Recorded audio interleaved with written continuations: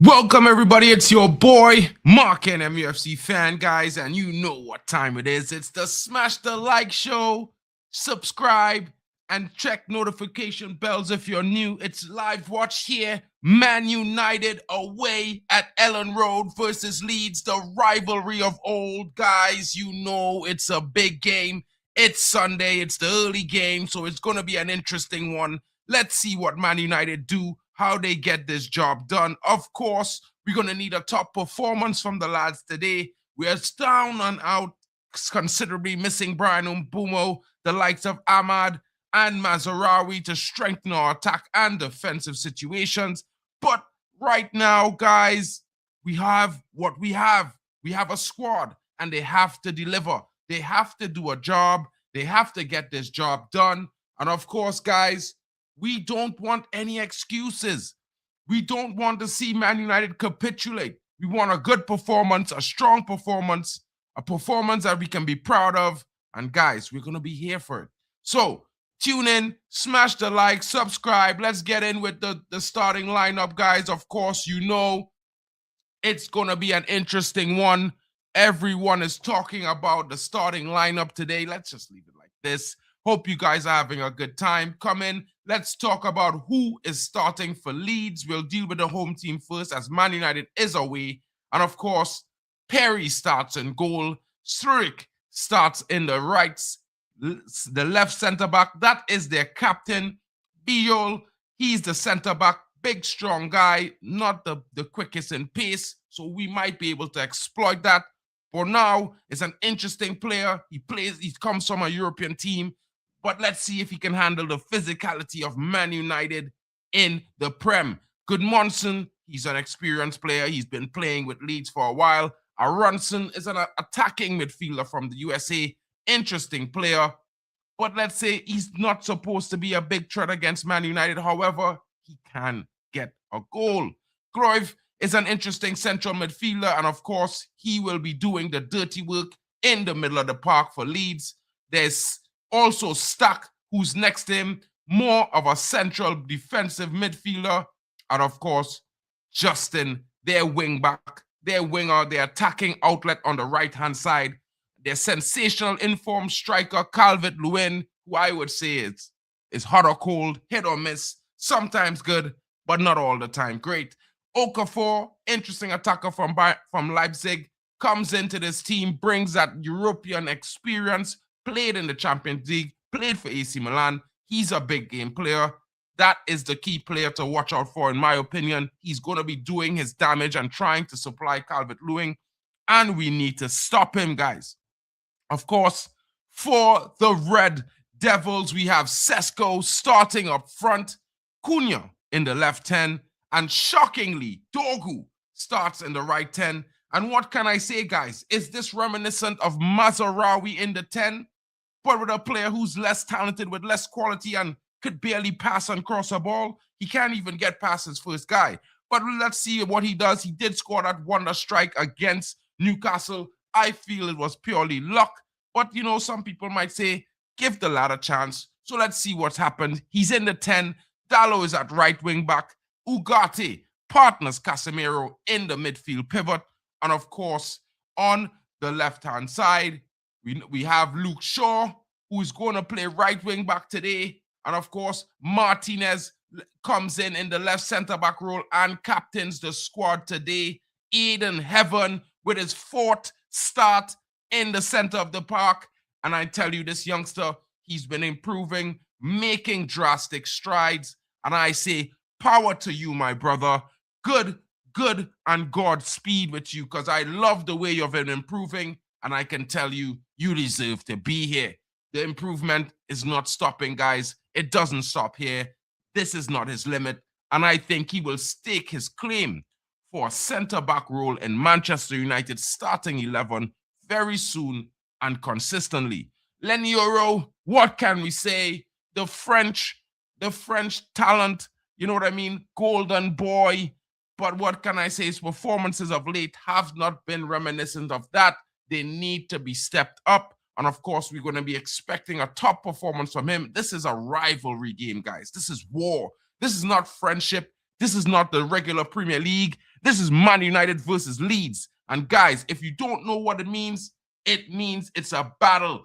It's going to be a big one. Let's see how it goes. Let's see how it works. And of course, guys, let's support the lads. Let's make sure they have a good time. Of course, our signing of the summer, Sen Lamens is in goal. Shout out to Zia Talks in the building. Ugarte in the midfield. I don't think it's a bad choice for this game. This is a rivalry game. It's going to be very physical. It's going to be a tough contest. Leeds is a very, very combative team. You're going to need a guy like Ugarte to get them off of their the chips off of their shoulder. Give them a bit of something to fight at, a bite in the midfield. Big up to you, my brother. Thank you for coming in. Hope you're well. Shout out to Nems in the building. I know, bro. This is not the stream you want to support because, you know, we might be above you at the end of the weekend. It could be one of those things. Let's see how it goes, guys. It's certainly going to take a big performance from Man United today. We're going to need goals from Sesko, Cunha, possibly even Casemiro. And if Dorgu can get another wonder strike, guys, we're here for it. So strap your seats in. The players are about to walk out on the pitch. The game is about to be started. And of course, guys, you know, this is why we are here. Man United away at Elland Road, guys. Let's get it cooking. Of course, we're going to want to see some top. We're going to have to deal with a battle today. And guys, it's not going to be all pretty. I promise you. I hope it would be. But yeah, guys, that doesn't seem to be the case. And if you can tell, it looks to be a tough game today. The players certainly from Leeds will be up for it. You know, every single team is up for beating Man United, guys. And of course, you know, we have to stop them. And that's what it's going to take. It's going to take a top performance from the lads to get this game over the line. And of course, guys, what can we do other than do our best? Yeah, get the results in. And of course, let's see what happens. Because for me, and I don't know about you guys, but I'm expecting a win. It doesn't have to be a giant scoreline because Leeds are a strong team. But we definitely must get 3 points today. There's no excuses for not getting 3 points. Ruben Amorim must not lose or draw today. We will be slipping down the table. And guys, we cannot have that. Yeah, all the talks about improvement will show no results if we don't win today, guys. I'm great, bro. You know, Mali won last night. My team is into the quarterfinals. All that's left is for Man United to do the business today, my brother. Get the job done against the Leeds. You know what I mean? It's a rivalry. And of course, you can see some of the top Leeds players here. I think these guys are definitely going to be our threat in the game. The key players of Leeds. You see Noah Okafor there, the ups, you know, Willie Nonto. Yeah, guys, we're going to have to get a big job here today. There's no Bruno Fernandes. He's there in spirit.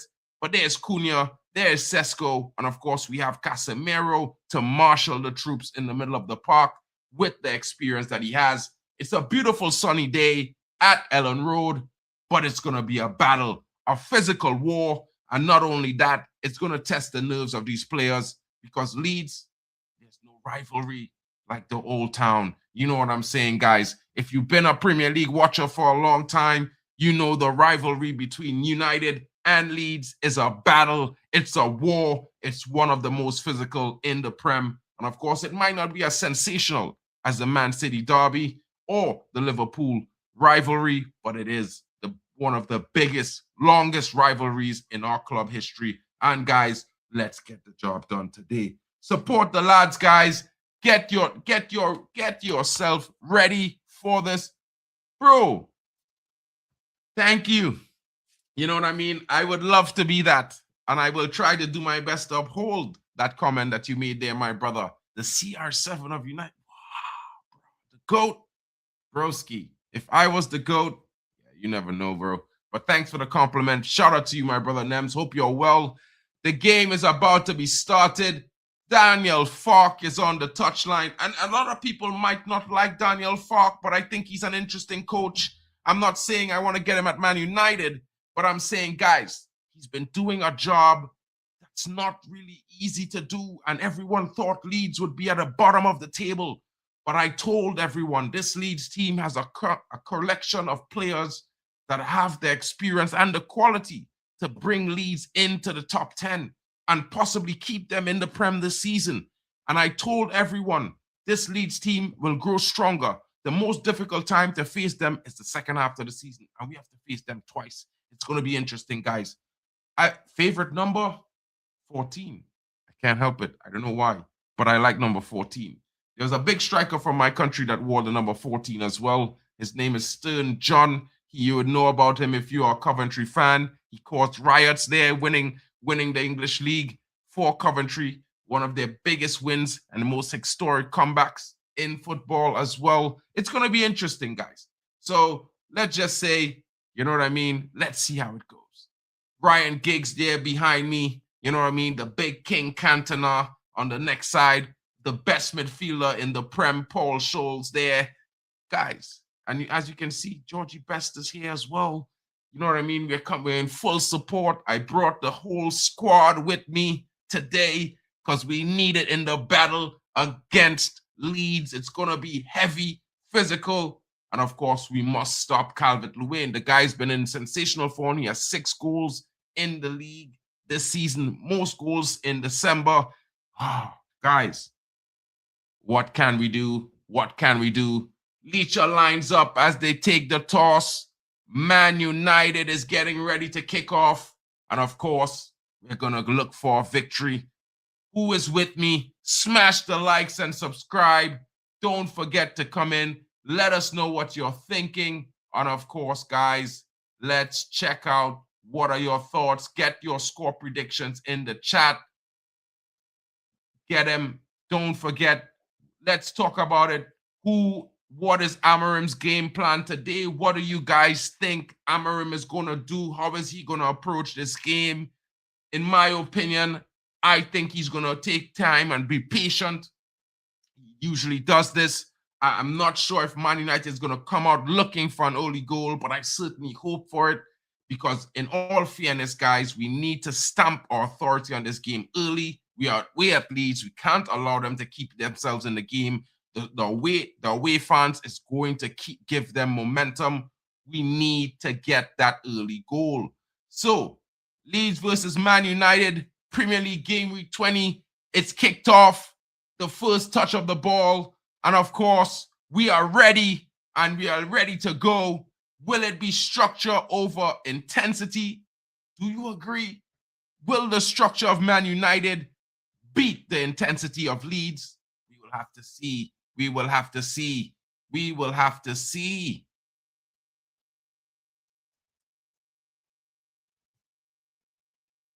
The next interesting statement I have to bring up is my observation. Dorgu at the 10. Is that control or is it chaos, guys? Let me know in the chat.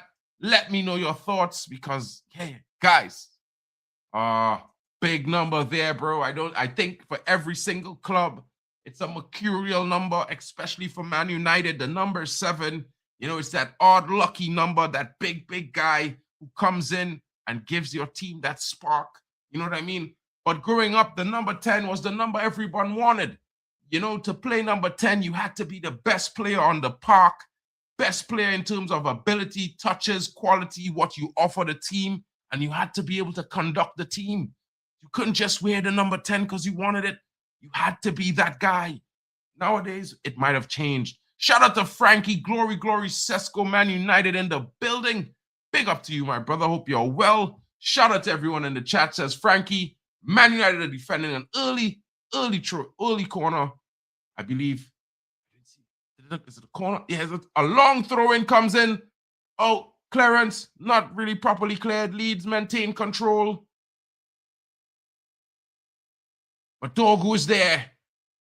Alert early in the game is Dorgu. Poor pass there out of defense, giving Leeds back the ball. But Man United is there in numbers, and they win it back. Clearance there coming from Lenioro to the center of the park. Leeds picking up the loose ball here, but it's over the half line, so Man United have some time to get themselves settled and structured. Again, Frankie says 4-0 Man United. Glory, glory, Manchester United. Big up to you, Frankie. That's a strong prediction from you, my brother. I haven't given my prediction yet. The game is kicked off. But the way it's looking, I'd say a strong 3-0. You know what I mean? I'm a bit worried that we might concede, but I definitely think we can score goals today. And if Cunha does not show up the big man today, then we're going to have to start questioning this number 10, this new number 10 of Man United. I know some guys want to give him time, but when you come to Manchester United with all that hype and all that promotion about your quality and what you're going to do and how you're going to improve us, after 18 games, only 3 GA, it's not enough. It's not near enough, guys. So he has to show up big today. We don't have a Bruno. We have no Mbeumo. There's no Amad Diallo. Matthias Cunha has to play out of his skin. And if he doesn't, he's going to face the criticism, guys, as he should. Because he got that big number 10 on his back. And when you got that number 10, it means talisman. And if you don't understand what talisman means, look it up. A talisman of a team is the guy that leads them to victory, keeps them on the road, keeps them alive when they all think hope is lost. That's a talisman. Nem says a 2-2, a Desmond 2-2. I think he's been watching too much AFCON. But you know what? Shout out to my boy Lems. You know, he's here. Big up to him. Oh, you're a left winger. CR7 fan. You know, I know Nems. I know. I played on the left myself. You know what I mean? And in the middle. So, it's what it is, bro. I don't think the numbers define you. I mean, I do think having a big number is fun. But yeah, if you like a number, like Benjamin Sesko, he rocks the 30. You know what I mean? He doesn't care for the 9. Interesting times.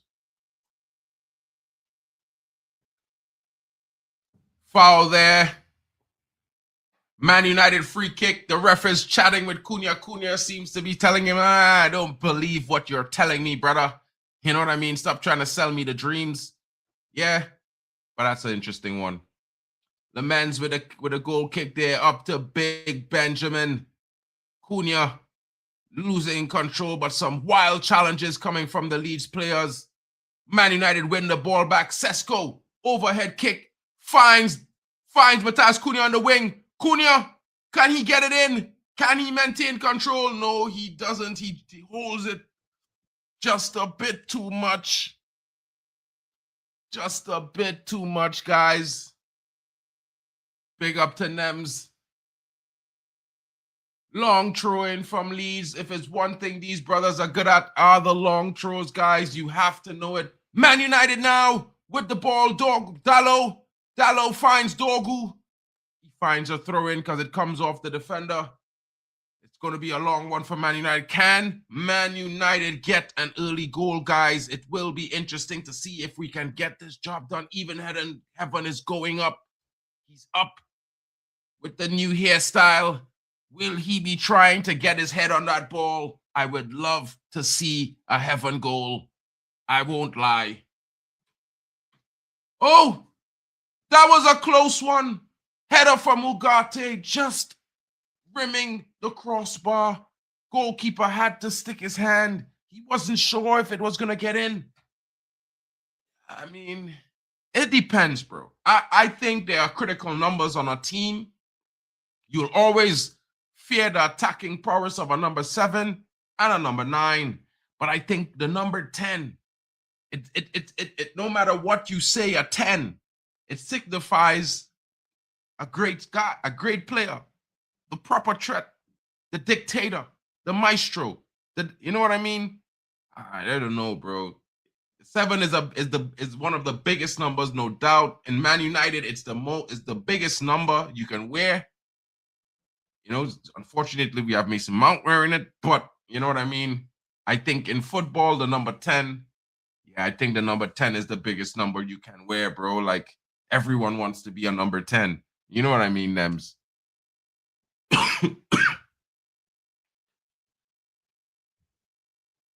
Man United, a decent start, pinning Leeds into their half in the last couple exchanges.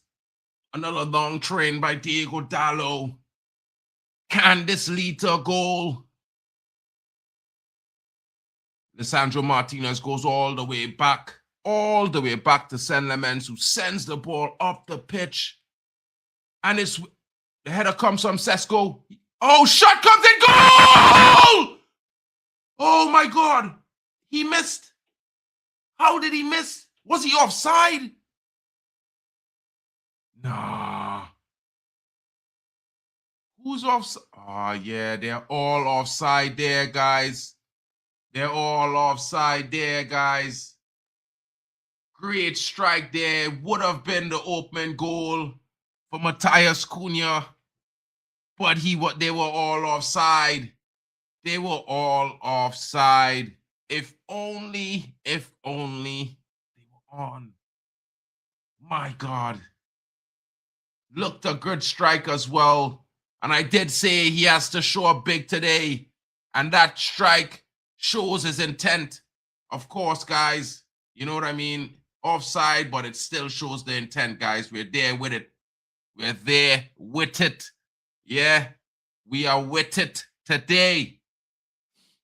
Maybe Cunha gets that big opening goal for Man United. It should have been a goal. Had me screaming. Like Marley last night, bro. Had to send the energy all the way from Deutschland. You know what I mean?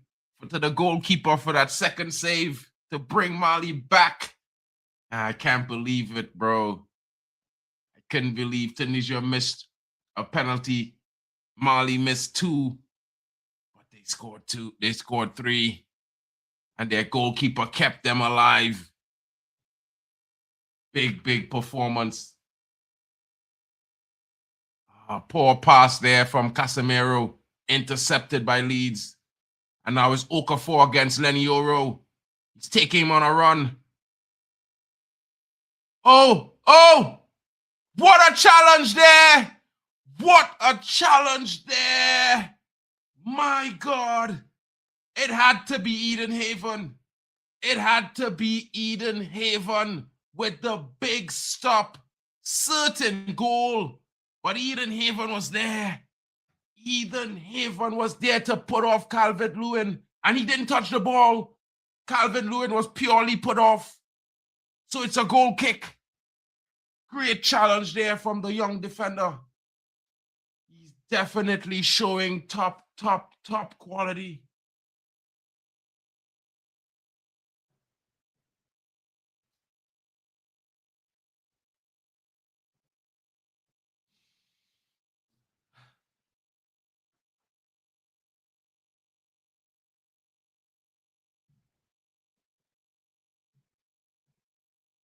Sesko now on the ball. What is he gonna? Nah, he lost it. Leeds now with that all the way back pass, trying to lure Man United forward so they can try a possible beat them on over the top. The goalkeeper now with the foot. Logo, you need to press more on that, bro. You can't let him dictate when he's gonna pass. Can't keep possession, Man United. Dallo looking for Benjamin Sesko. Unable to find him there. But a good idea, good idea. Nems, what's so funny, bro? Let me know. I have to fix this overlay behind me, guys. It's why my screen looks so dark. You know what I mean? I'll fix it, though. Part of that. You know what I mean? I mean, it's either this one or you get CR7 and Rooney, which I think should be a good option either way. Either way, you know. Clearance there. Leeds asking questions. Is it the right questions? We don't know yet, but they're asking them. You know what I'm saying, guys? Leeds at the half line. Sesko pressing. Almost winning, getting his foot to the ball there. If he had, it could have been interesting.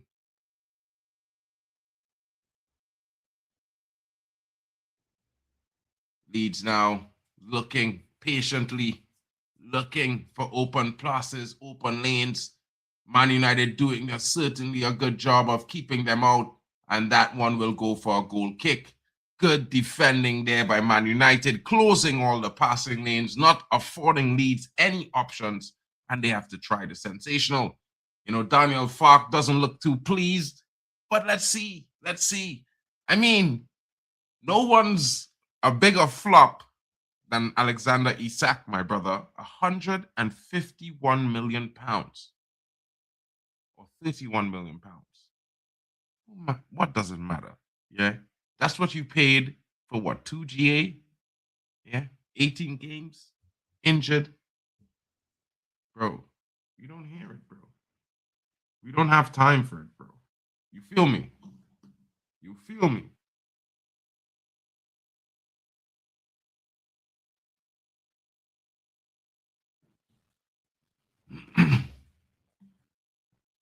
Man United now, ball over the top. Will he get there?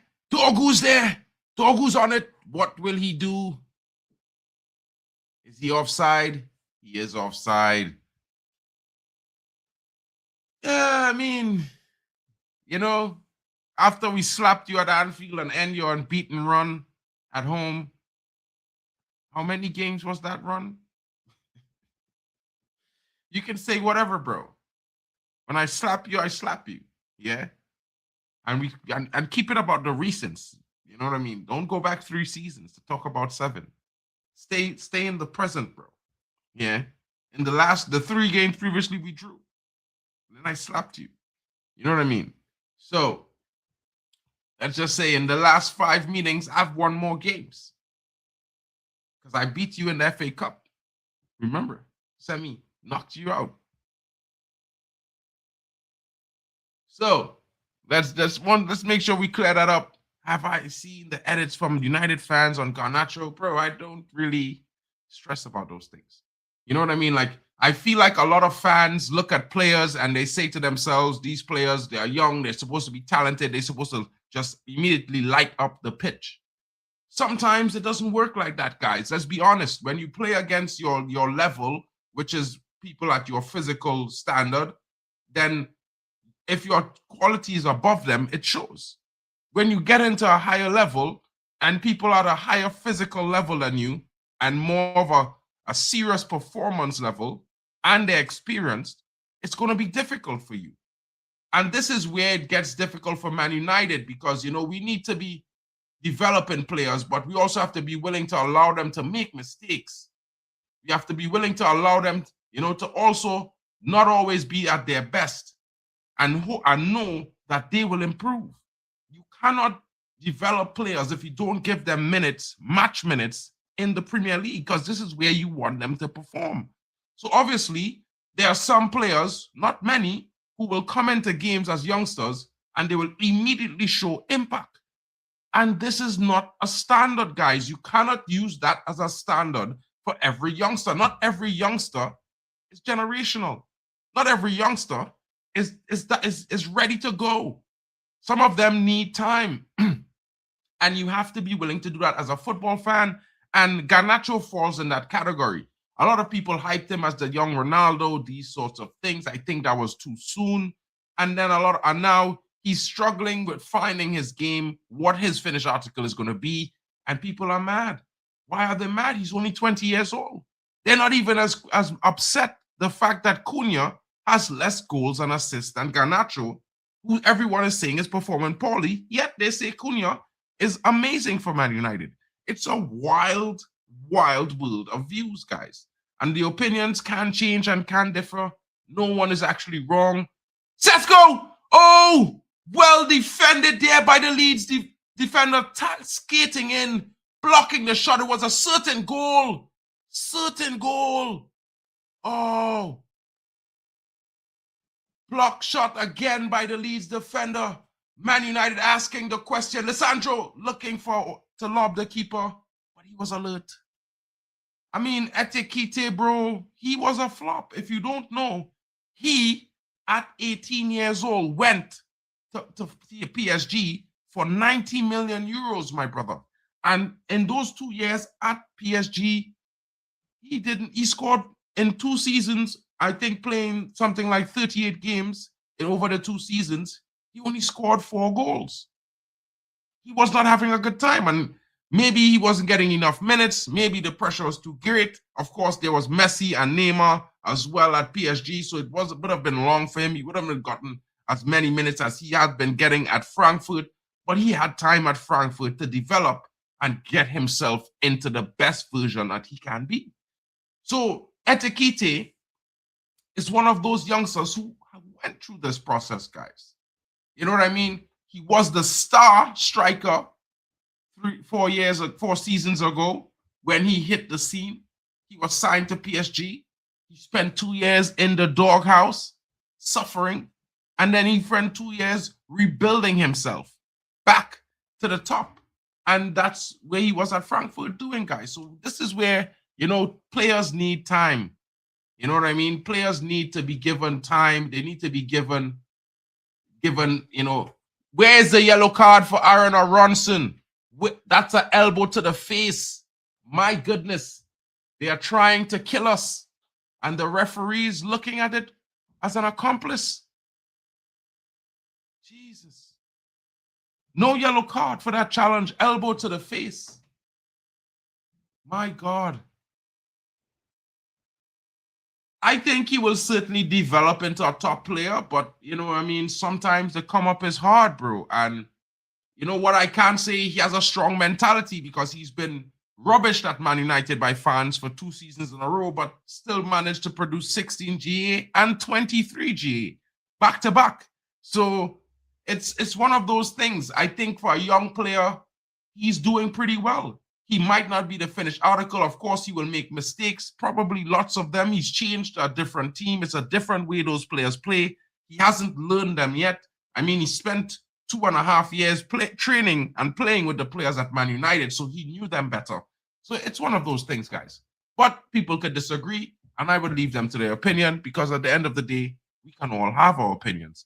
And it doesn't mean you are right, I am wrong, I am right, you're wrong. It's just an opinion that we have. Yeah, they did. But this is why I explained that. And at the same time, you know, if you put Etikite in that situation, think about, you know, other players coming into big teams. They have to deliver. You have to show your worth. This is football. It's not a participation. It's a meritocracy, guys, as it should be. If you don't play well and perform when you get your chances, you will be criticized. You will face pressure, and you have to find a way to deliver, guys. This is just normal. I think this is perfectly normal and healthy. And to be fair, guys, I don't know about you, but yeah, I rather it that way than, you know, this medals for participation type thing.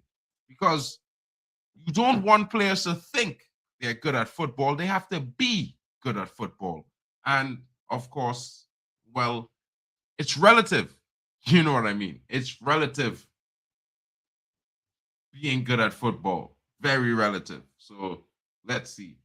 Oh, big chance there for Leeds. Ball back in. Headed clear by Eden Haven. Now properly cleared by Lissandro. Of course, Man United defending well there. Leeds almost getting themselves a shout. Yeah, guys, why were those guys offside earlier? They should have scored. We should have been up 1-0. Dogu with a good stop there, but a mistake in the pass, allowing that ball there to get back to the Leeds player that caused the cross. But it happens. It happens, guys. Certainly, let's not stress. You know what I mean? We're at Elland Road. We're looking the better team, maintaining good passing lanes, keeping more possession of the ball. There's not been many wayward passes for Man United this half. You know, Benjamin Sesko holding up the play very well, like the big striker you expect him to do. And Man United making some passes. They're asking questions now, making a chance. Well blocked there. And it will go back for a corner. Martinez with a strike from outside, blocked down by the Leeds defender.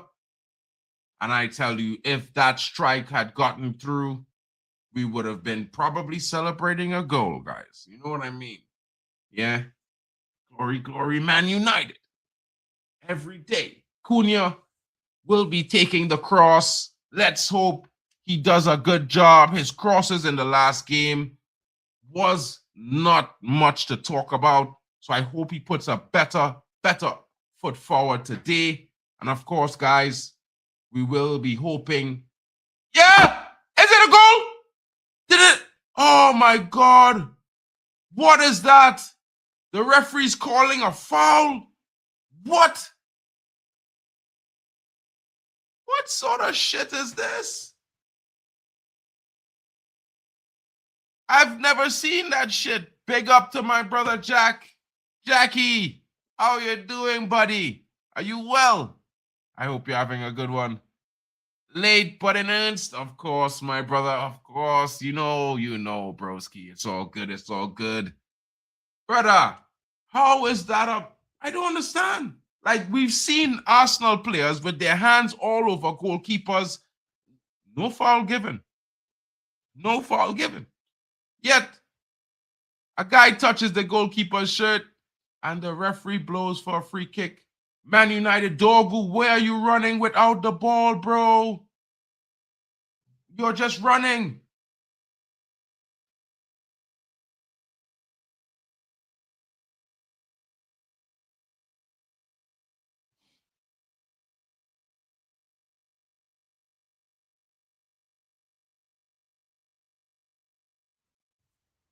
This referee moving mad, bro. Sunday, 9 p.m. primetime, internet busy, man. Probably, bro. Probably. You know what I mean? Enjoying your evening, bro. I hope you're well. Man United is up. Let's hope we can get that early goal. Leeds is on the attack with Aronson. Oh, it's okay. Well challenged there by Eden Haven. Eden Haven with a big stop there to take the ball away from Justin. Justin thought he was through, but heaven to the rescue. You know what I mean? Heaven to the rescue, guys. I never thought I would say that, but heaven to the rescue. Leeds with a corner here. Can Man United defend this? Ball comes into the onion bag. Oh, there are shouts for a handball there of Benjamin Sesko, but the ball hit him. He didn't even know it was coming. You know what I mean? The referee says play on, and that will be a goal kick to Man United. Well defended there by Luke Shaw. Oh, the ball hit the hand. It first hit the hand of Calvert-Lewin. So therefore, free kick Man United. It should have been, you know what I'm saying? But it wasn't. Now it's a goal kick. Probably. Maybe. I don't know. Bro. That's a bit long. Oh, Cunha with the tricks and flicks in the middle of the park. Up and overs. He was fouled. The ref says no. Get up. But it was certainly a foul. The Leeds player didn't get the ball there. I mean, what's going on? Is this referee against Man United or is he for Man United? Which one is he? Like, I don't understand. I really don't understand what is going on with this ref. Guys, let me know in the chat what your thoughts are on this referee. Maybe we need to have an eye on this referee, guys. He's not really, you know what I'm saying?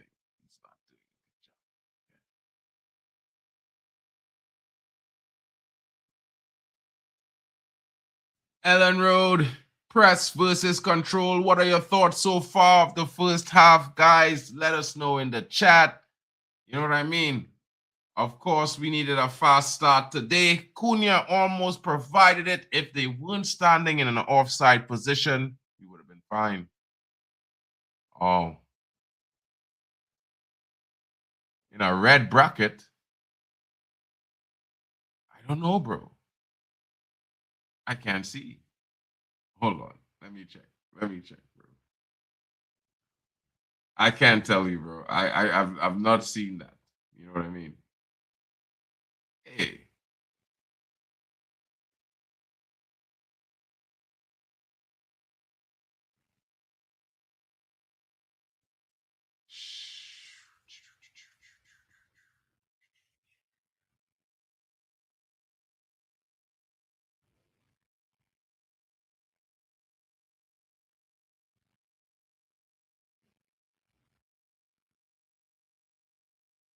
Guys, if you're on D-Hub Sports watching, don't forget to smash a like and subscribe. You know what I'm saying? Yeah. Do people. Due diligence. 50% possession for Man United, equal share.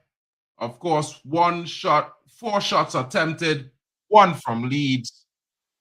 Yeah, it gets very interesting, guys. It gets very, very interesting.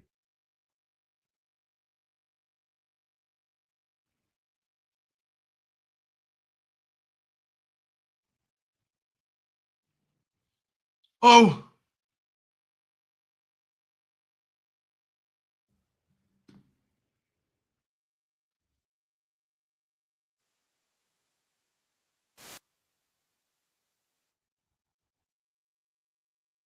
yo, Jack, I don't see your name in a red bracket, but shout out to my brother in the building. Big up to my brother Ray Carl in the building. Big up to you, my brother. Thank you so much for gifting 5 memberships this morning. And the memberships have gone out to NN8742. Big up to NN, my Chelsea fan. Vegeta Sama TV in the building. Rivalry receiving a membership. Marky Harris, my brother from down under. And of course, Weira also getting a membership. Shout out to Ray Carl Brown in the building. Big up to my brother, one of my longest supporters. Shout out to you, my brother. Thank you so much. Thank you so much, bro. Big up to Frank. Big up, says Frankie. And all those in the chat. The chat says the refs are honk. You know what I mean? Thank you, broski. Let's just leave this up right there. Let everybody know. Ray Carl, definite biggest supporter of the channel. Frankie, I don't see your name in the red thing from my YouTube channel, bro. So I'm not too sure. So I'm not too sure why it's there, bro. So I apologize, but I don't see it. I'm looking at it right now, but I don't see your name in red. Man United! Oh! Corner. Dalot. Unable to get the ball across there. Unable to get it across. Almost. Not quite. Not quite, guys. The finish that we are looking for. But a good attempt to cut the ball back. There was certainly many players in the middle of the park.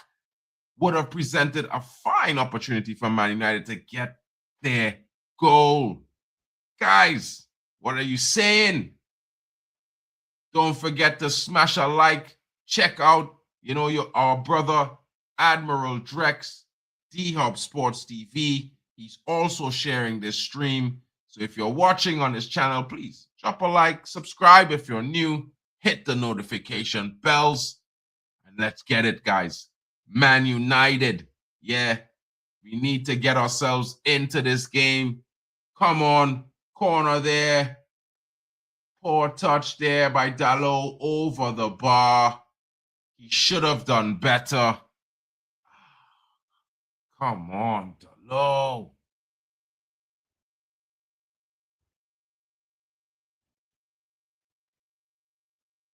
Ooh. Oh, interesting. Let's see who wants to contact you, bro. I've never seen that before, to be fair. Big up. Nem says, what a legend to Ray Carl. Of course, Ray Carl is a legend, bro. Ray Carl has been here since my channel began. You know what I mean? Big up to the other Caribbean boy in the building. The Kititian, my guy. Leeds with a wild shot there. Not even on target. Terrible finish. Terrible chance. Wasted opportunity. On a quick counter there. Should have done better. Maybe he should have tried to find his big striker who's in sensational goal-scoring form, but he didn't. Yeah, he didn't. So he deserves whatever result comes his way. Big up, bro. Man United with a goal kick. Sen Lamens in goal. That green kit looking white under that bright sunlight. Interesting design. You know what I mean? Normally he's in pink. Today he's wearing green. The guy loves his pink goalkeeping kit. I tell you. Clearance there. Up to the half line. Big Ben Sesko there. Bringing it down, but losing out. Two defenders were on him. Clearance from Edenhaven there to stop the attack. Edenhaven showing up in big moments there. Big moments, guys.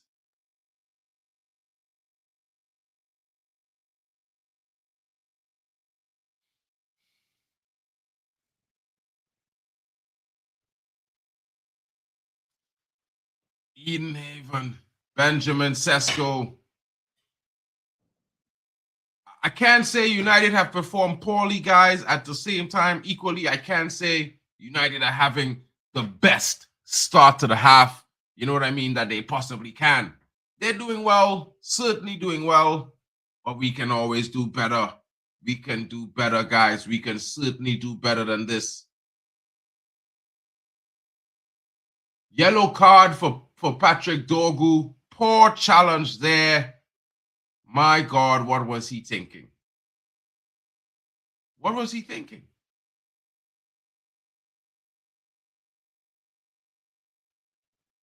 Wait, what? How is that a yellow card? Hold on. Hold on, referee. Hold on.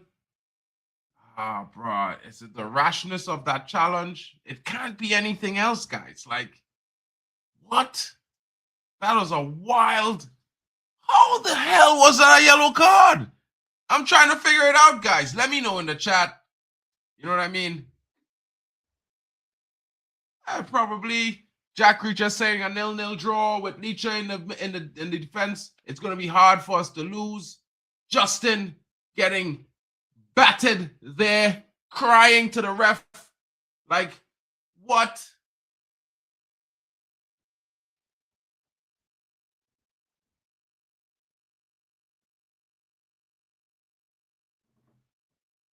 Interesting times. Long throw in here for Leeds. Man United need a big stop here. Clearance comes. Leeds maintaining the midfield. Ball back into the Aronson. Marshalled now by Lissandro. Luke Shaw. Well defended there.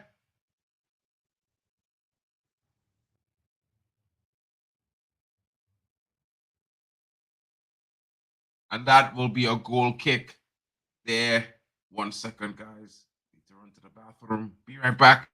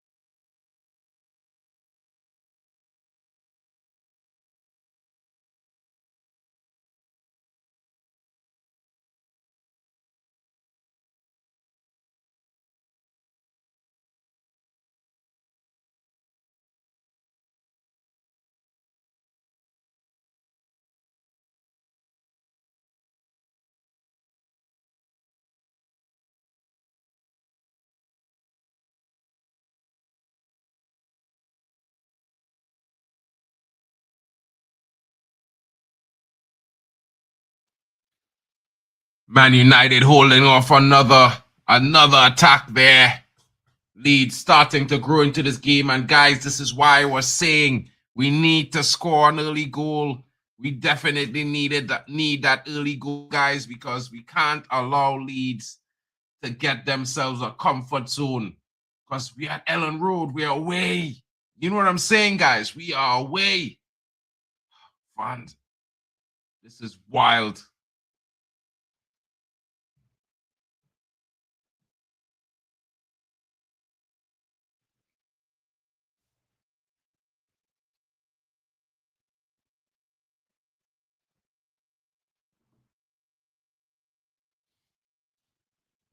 Dalot now looks upfield for Matthias, for Benjamin Sesko. Sesko fouled.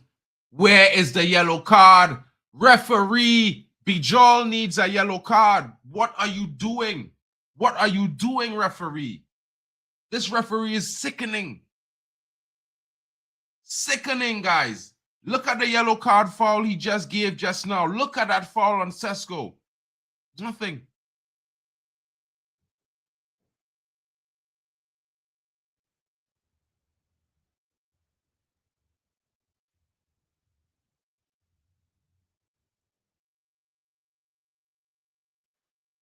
Licha now looking for Casemiro.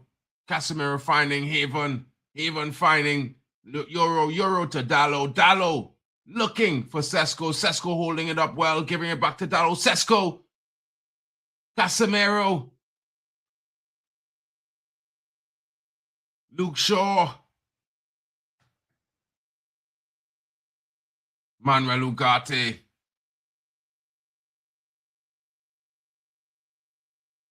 Lenny Euro.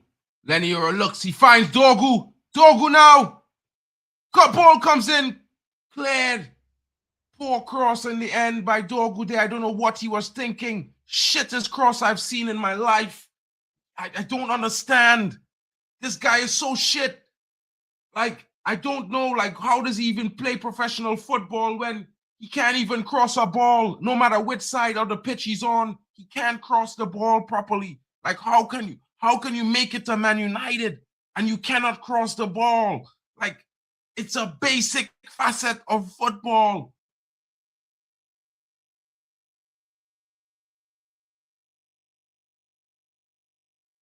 Ah, man. People tell me, well, this is what we have. I would have played Shea Lacey, an actual attacker that can cross the ball. He might be a youngster, but he can cross the ball. He can pass. He's an attacker. He knows what to do. Better than Dorgu. This guy, bro, this manager, he's a coward, guys. I'm sorry. Oh! Oh my goodness! It should have been a goal. The goalkeeper is crying. He's saying he got elbowed. Nothing happened to him. He wasn't even touched. He wasn't even touched. It should have been a goal. Lenny Oro denied. Corner again. Can Man United get the goal? Oh! Close. Oh! Over the top from Matthias Cunha. Why did he put it in the air? Why do players not go for the low shot in the box? You're already in the box.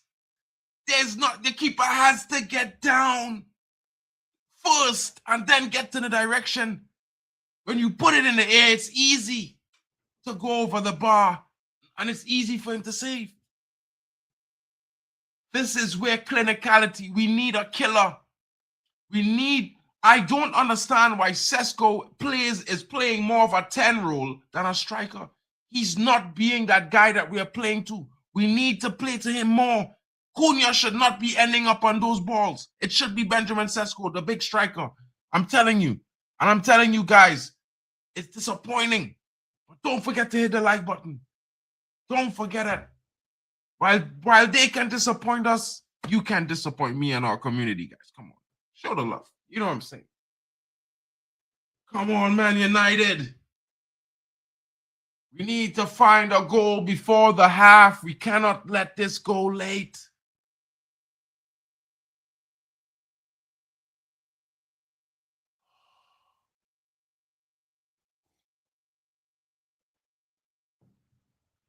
Low shots. score goals in the box. I don't know who never told anyone, but since I'm telling everyone, remember it well.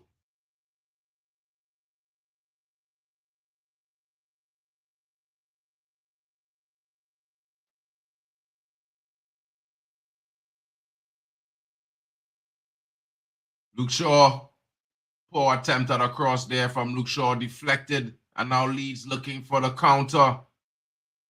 Leeds are looking on the counter. We need to stop this. Justin now, corner conceded by Luke Shaw. He marshaled the guy all the way. You just break him down.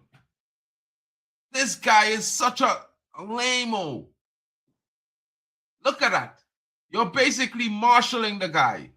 It's better you take him out at the start of the run. You make a challenge. You're going to give him a corner anyway. You know what I mean? From all the way up in attack to a corner. And this Justin guy lying down, crying, when no one touched him. Luke Shaw didn't even touch him. Luke Shaw touched the ball. He didn't even kick. He just blocked the ball from coming in, and he fell. And he's crying. Oh, Luke Shaw fouled me. Luke Shaw, bro. Don't know why you're still at Man United after 11 years.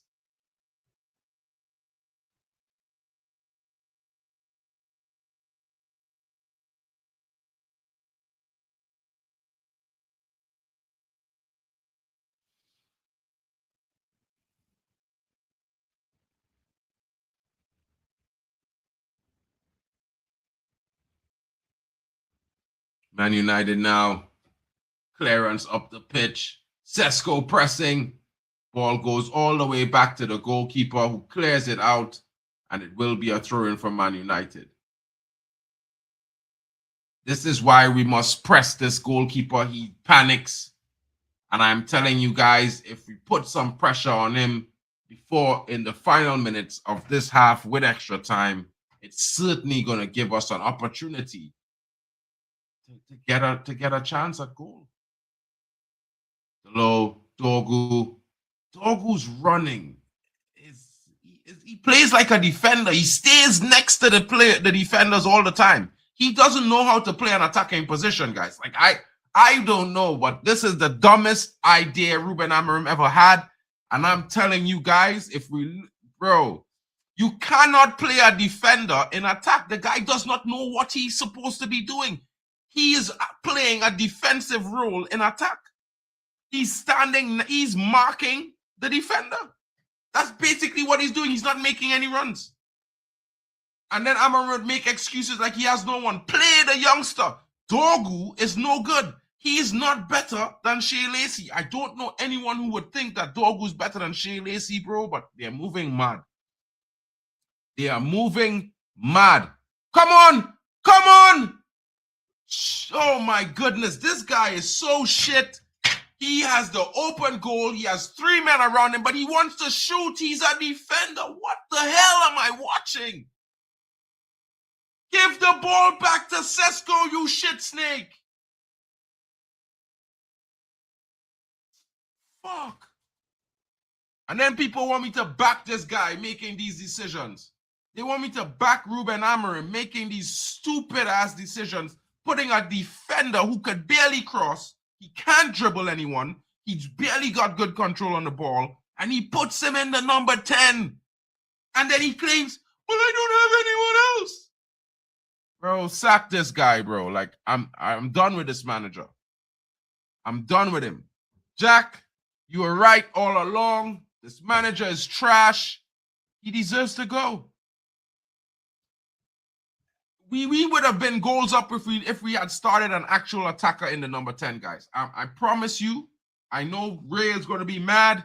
I know Royden, he's going to be upset. Bally Tech is going to come for me.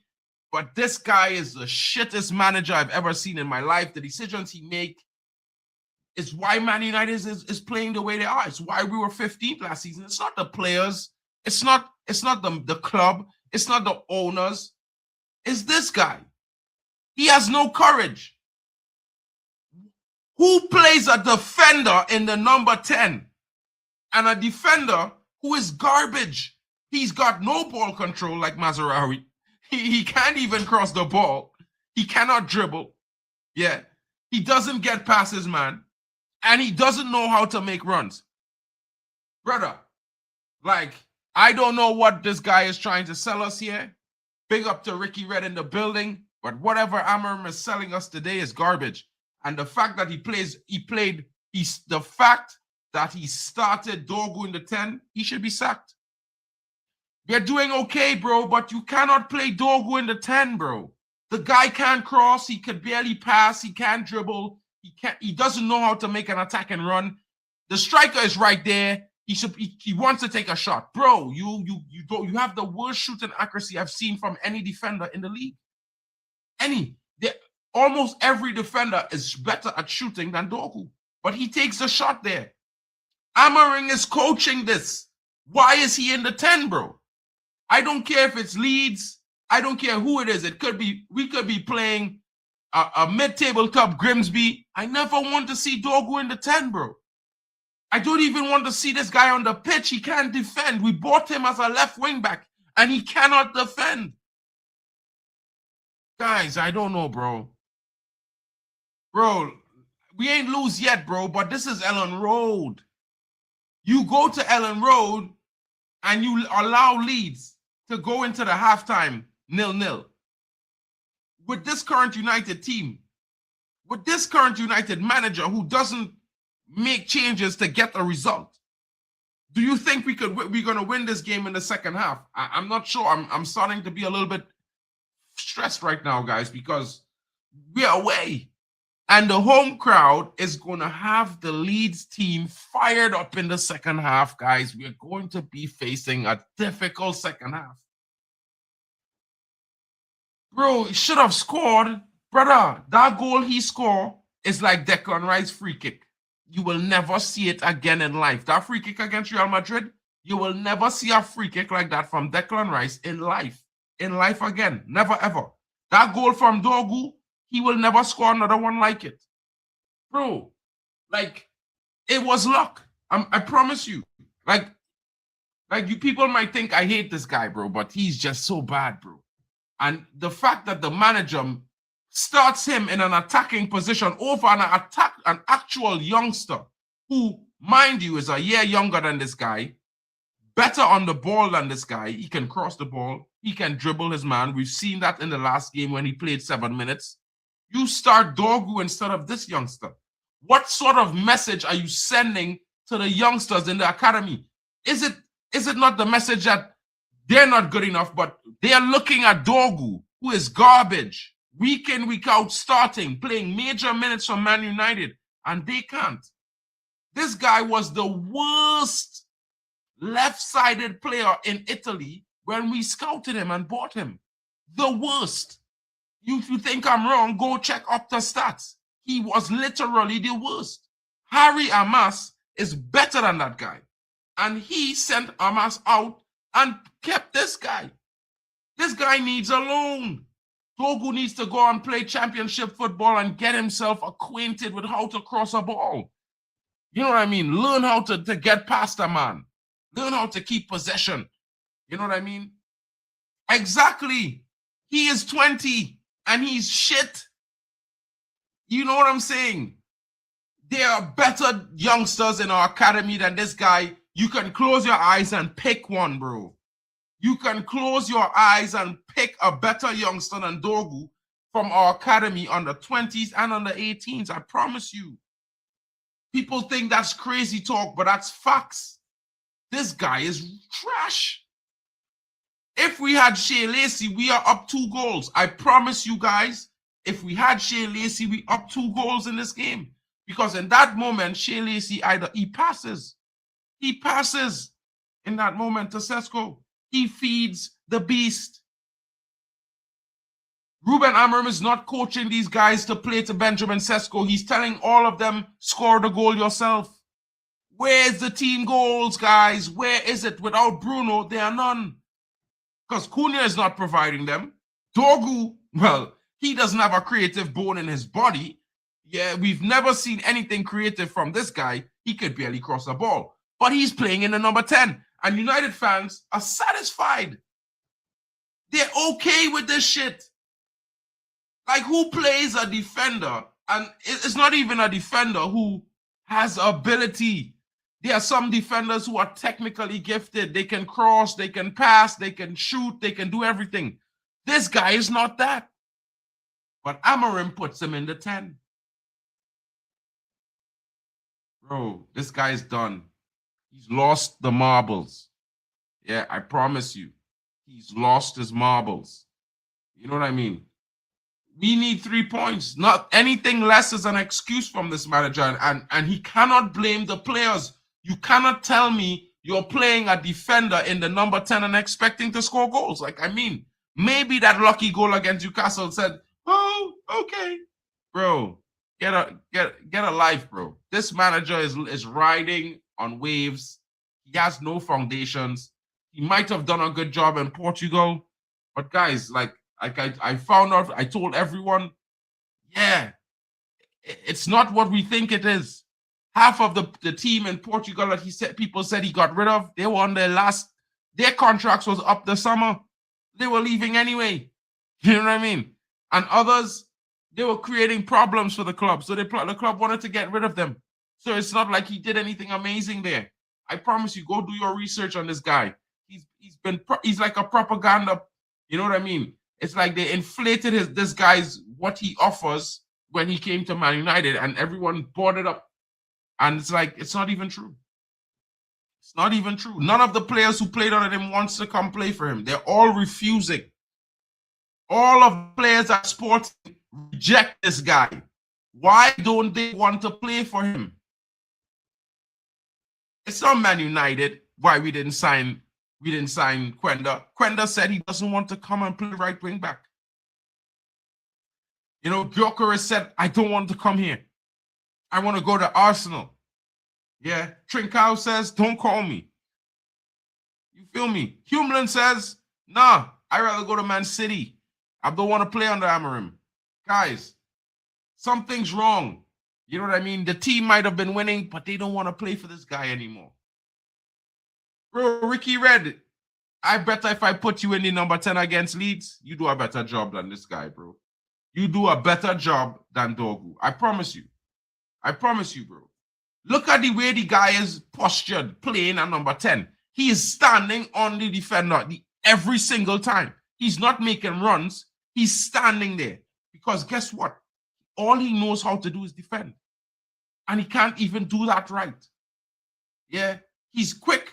But what is being quick if you can't kick a ball right? This is the weirdest things about football fans. I don't understand. Are you a football fan or are you a track and field fan? Because this brother should be on track and field. He shouldn't be on a football pitch. And people will get mad at me, but bro, like this guy is so bad. And yes, he is a youngster, Ray Carl, but bro, like I mean to say,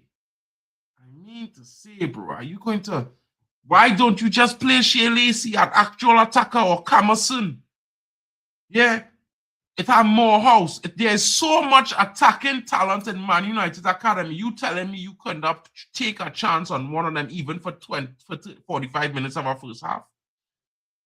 Bro, this is ridiculous. We've never seen these sorts of things in any top football club. In a top football club, have you ever seen Pep take a defender and play him in the number 10 or play him in striker because the other option is a youngster? No, Pep plays the youngster, bro. Cole Palmer. Yeah. Lewis, Smiley. All these guys, they get played. No, only at Man United, Amorim needs to protect our youngsters, brother. This bullshit needs to stop. It needs to stop, guys. And I'm telling you guys, until we wake up and smell the coffee, that this guy is ruining our heritage, but it will be too late. By the time he's finished, half of our academy youngsters are going to want to leave. And you know what people are going to say? Well, if they want to go, they're traitors anyway. No, it's because this manager is taking away their opportunities. He's basically saying they are not good enough without giving them a chance. How could you be good enough if you are not played and given minutes to develop at the level you need to be? You've been playing football in Manchester United's academy for 7, 5, 11 years in some cases. You telling me these guys aren't good enough? Nah, bro. We bought Dorgu. They're all good enough. This it's wild. You know what I mean? It's really, really wild, guys. Like, I'm so frustrated watching this game because we should be ahead. We should be so far ahead in this game. Yeah, because I mean, they are not offering that much. And at the same time, we need something better in attack. Our attack is not connecting. Dorgu is not working. Yeah, we are looking okay, but we are not winning. And that's the biggest problem. We are not winning, guys. It's disappointing. It is such a disappointing watch. Oh, God, have mercy upon us. A win today puts us on level points and probably even above Liverpool.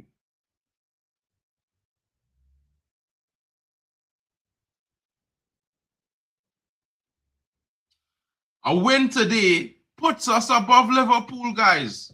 Guaranteed. Yeah, we need to win. And this guy is playing Dorgu. Jesus Christ. He's probably going to bring on the youngsters with 10 minutes left in the game. And I consider that rubbish, bro. In a moment when you don't have an attacker, a senior attacker, you play a young attacker. If you don't have a senior defender, you play a young defender. Positioning, profile. You cannot put square pegs in wrong holes and then blame the players when they don't perform. It's wild. I don't understand this logic, guys. Please help me with this. Help me understand. How could you tell me we have a young attacking midfielder on the bench and we're starting Dorgu in the 10? Tell me. I mean, even I didn't admit it when Ten Hag started Mazraoui, I was still upset with it. I was like, you could have started someone else. I'm not saying he had to start Ahmad, but he could have started at number 10, an attacking midfielder in the 10. You know what I mean? Facts. You need to play players based on what they are good at. Don't put a player there just because he's a senior player. It's garbage. It's a waste of time and energy. You know what I mean, guys? I don't know about you, but like that's just how I feel. Just hearing Amorim name gives me headaches. But this guy, I don't know, bro. I don't like this guy. I can't get behind this manager, bro. I don't know why, but I can't get behind him, bro. I don't know if it's the way he behaves. He doesn't give me any confidence of a leader. He doesn't give me any form of shred of vibes that he has the courage to lead, to make the big decisions. He's been making cowardly decisions all season.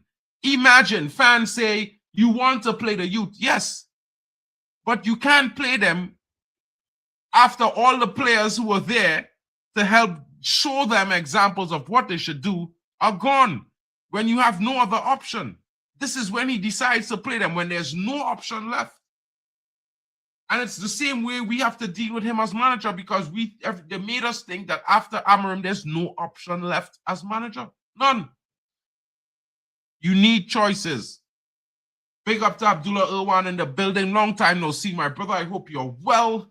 Of course, I'm frustrated. I'm stressed out. I don't know why Dorgu's in the 10. It should be Shea Lacey. And people might say I'm crazy, but why play a defender who has no sort of inkling of how to attack? He has no footballing IQ at all about attacking, but you put him in the 10. You want to lose this game. Has to be. Shout out to you in the building, my brother. Good to see you. Hope you're well. I do expect Man United to win. I was predicting a 3-0, but I don't know, guys. Bro. Same old is one thing, bro. But, you know, we have youngsters and we don't play them, bro. And of course, not all of these youngsters go and immediately make an impact as soon as they come in. Some of them might look mad shit. But as fans, you have to give these brothers 5 to 10 games to show their worth. You have to give them time to develop into the intensity of the Prem. Because while they might not be at the intensity level, they certainly have the mentality and the quality to play the positions that they should be playing. I mean, the manager plays at DM, a youngster named Jack Fletcher, who's played DM, played center midfield. He's playing on the 10 and on the wing, and people want to know why he looks poorly. His brother Tyler is the attacker. Simple. They're twins. Maybe Amorim gets them mixed up. I don't know. You know what I mean? I never wanted to check someone's jaw as much as Amorim, bro. I'm going to tell you something, bro. He need more than a jaw check, bro. He need a life check. You know what I'm saying? Like, he needs to look in the mirror and look at his life and try to understand why is he scamming Man United fans? He's making our team worse, and a lot of people not seeing it. Maybe people think I'm just mad, but I'm telling you, this guy is making us worse. We are getting better, but he's doing things to make us worse. Like, why is Dorgo in the 10? The guy knows he doesn't make any runs. He can't get past one man. He can't cross. He can't play a true pass. What is he doing there? What is he doing there? I'd rather see, bro, better he had put Dalot in the 10, bro. Because Dalot actually has ability on the ball going forward and intelligence. You know what I mean? It's like you tie the attacker's hand behind their back and tell them, yeah, run around the pitch and score goals normally. You know what I mean? This is how the attacker's playing right now with Dorgo in the 10. There are no hands. Because they can't sprint at full speed, because this brother, he's still operating in past tense. You know what I mean? It's wild. It's wild, guys. It's wild. Bro, 18 games, bro. He had 18 games to prepare these youngsters, giving them 10 minutes a game. 18 games, knowing AFCON was coming. And this is why I say to everyone, people blame the club. But when our manager is so poor at planning in advance, you could never win trophies with him. Because he knew AFCON was coming before the season began. He never set up the play so that the youngsters get minutes to warm them up into the Prem for 18 games. You have 18 games. In fact, we played 20. Yeah. So the 20 games we played, yeah, you had time. You had time. 10 minutes a game to random youngsters who will be sitting on the bench, who have sat on that bench for 20 games now. Yeah. They should have been rotating, getting 10 minutes. So by this 20th game, these brothers have at least 90 minutes under their belt. They have a bit more confidence when they come onto the pitch. And they will at least be able to offer something and not look lost. But again, we say this guy is good at developing youth. I've not seen it. I've not seen a single youngster improve under Ruben Amorim. So you guys tell me, why should we be backing this guy? Why should this guy remain the manager of Man United? Because at this rate, all the players who will play for us, we have to purchase them and continue to purchase them, because he's not going to use the youth. He's not using them in their best positions. They're not going to want to be Man United players. And soon, a lot of youngsters not going to want to come to Man United anymore, because there'll be no chance of getting to the first team in their best position. And people think a player is supposed to just play wherever the coach tell him. But bro, no, it don't work like that, guys. You know, do you wear what your boss tells you to wear to work every single day just because he told you? I mean, you got to think about things, bro. You got to think about life. It's not that way. It's not that way, guys.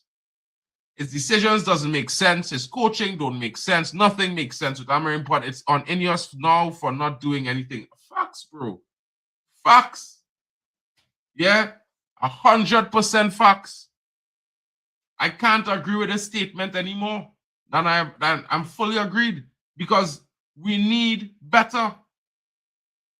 And this guy is just making excuses on why he's so shit.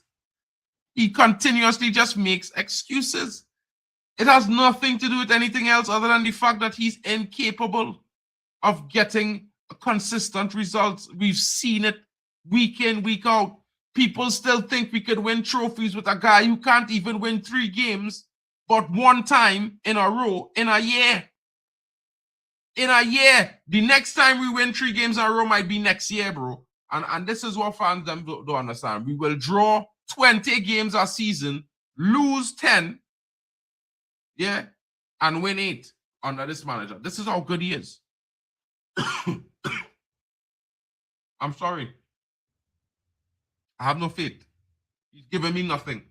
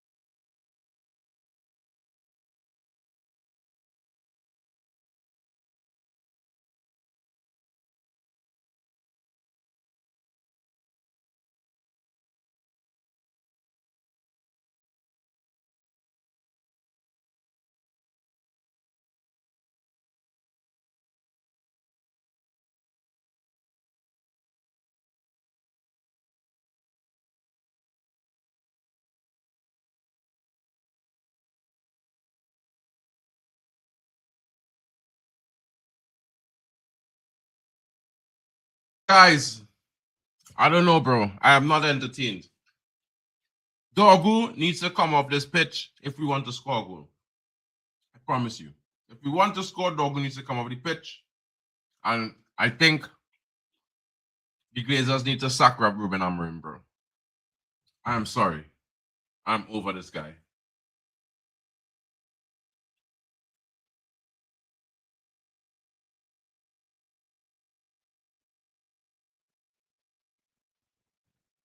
I am over this guy. Guys, don't forget to hit the like button. Thank you, Trini Red Devil. Big up to you, my brother. I hope you're well. I know you're upset just like me watching this frustrating performance from Man United. Guys, I don't even know what to say. I don't even know what to say about this performance, guys, because it's not looking good. It's not looking good. It's not looking good at all. You know what I mean?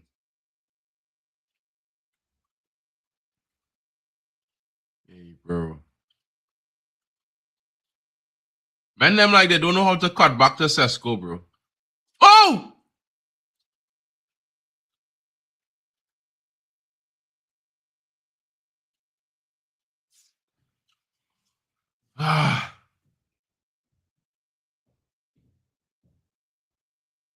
Man feeding off scraps.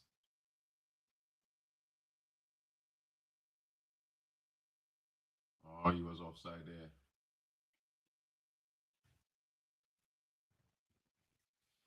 I don't know what I don't know what Ruben Amorim doing, but we need Joshua Zirkzee on this pitch ASAP. Get Dorgu off, get Zirkzee on. Let's get something creating going up front because this guy is, bro, he's sinking Man United to the depths of shit. And I can't take it no more. Yeah.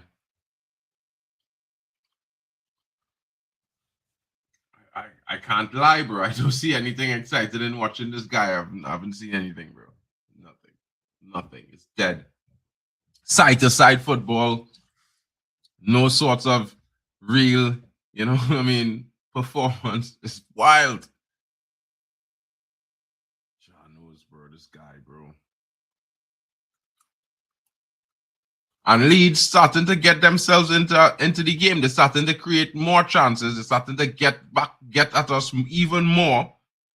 This guy has changed nothing. Nothing he's changed. Nothing.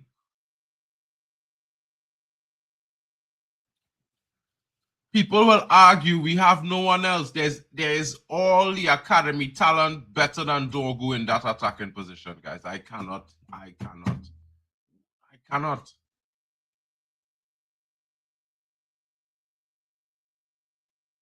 And this is why players look jaded under this manager, because he don't give them chances.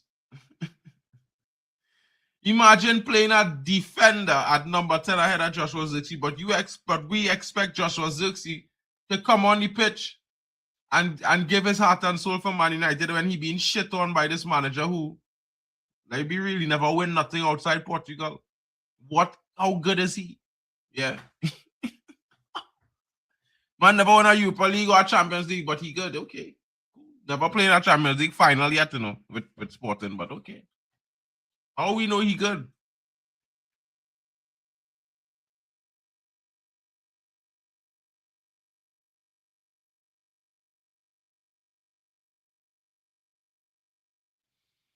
Guy is garbage, bro.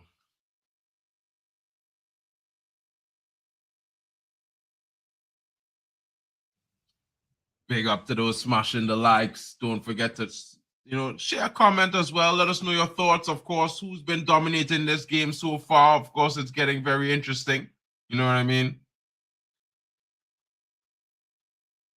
The first 25 minutes did not decide this game.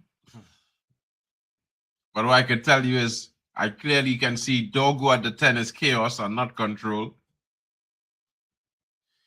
Total chaos and not control, guys. Total chaos, bro.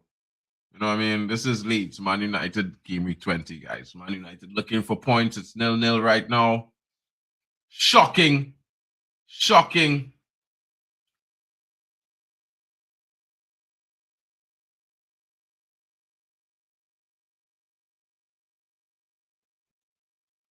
Cunha trying to fight with defenders off the pitch for no reason after he lost the ball himself. Kind of.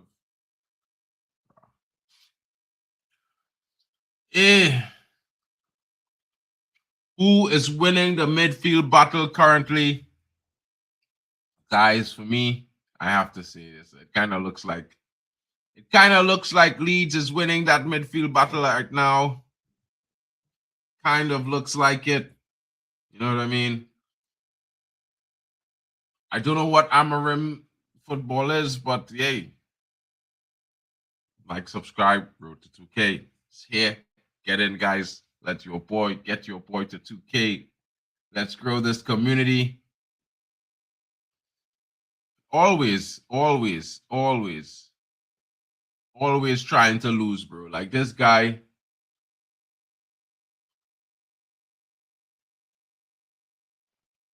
This referee is a clown. We dealing with a clown hat for a referee, a shit manager, a dotish board. Man United like it going to the dogs, fellas. And you know what? It's the concepts. It's these weird concepts of manufacture that getting people into thinking that we should be selling well and doing all these crazy things when we are a big club. We just need to keep doing what made us a big club. Do our thing. You know what I mean? And do it well. A lot of people making a lot of money doing shit at Man United. It's wild. It's wild. And, the players a lot of the players get the blame for shit decisions of the board and the ownership. Wild.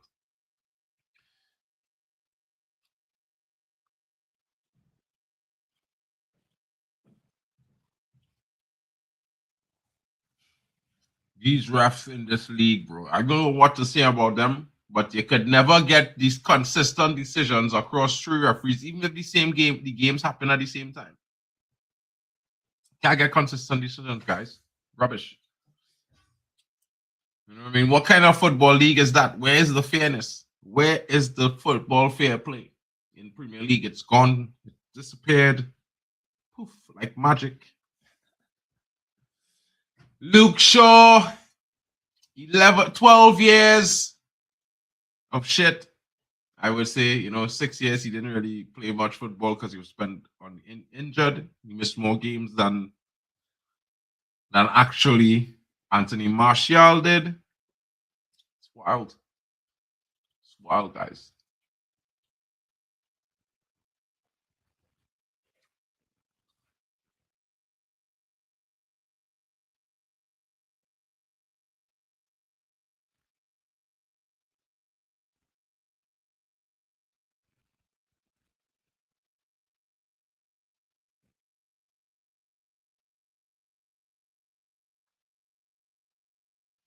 I won't lie, guys. The referee allows Leeds to foul continuously, but then he penalizes Man United. It's wild.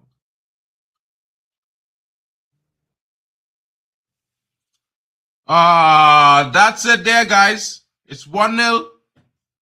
It's 1-0 to Leeds, and it's over for Man United today. It doesn't look like we're going to win today, guys. You know what I'm saying? Leeds just scored. Yeah. Brendan Aronson with the goal.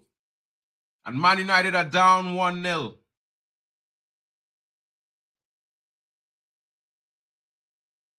Man United are down 1-0.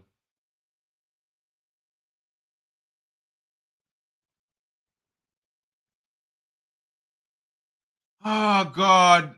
This shit manager. Get rid of him. He is the reason we are losing, guys. I keep telling you. I told you guys. His tactics is garbage. In-game management is worse. Why is this guy still at Man United, bro? Why? Why is this guy still at Man United? Why? Why is this guy still at Man United? Like, bro, like, I just even want to, bro. Brother, Amorim, we want again. We want to see again. Or you still want to back this guy? They need to sack this guy today. They need to sack this guy today. This guy's the worst manager in the history, bro. In the history of the Premier League. There's never been a manager in the Premier League, right? To lose as many games as Ruben Amorim did and keep his job. And people want to talk about his players, bro. He's a shit manager. Look at this goal. It's the shit he have these players playing, bro. You have a defender playing in number 10, stand up on the back of a defender. What the fuck? Like, how the fuck? Look at this shit, bro. And men, them want to tell me about this is what we have. Bro, this manager need to get sacked. Sack him today. Sack him today. Don't give you another player, bro, to ruin. Get rid. Get rid. You could have seen this coming, guys, from the moment he didn't take off Dogu. We was going to lose this game in the second half. I tell all you this, bro. And now he bring on Joshua Zirkzee. Now, after we concede, he bring on Joshua Zirkzee. Boy, this manager, bro, I'm fed up.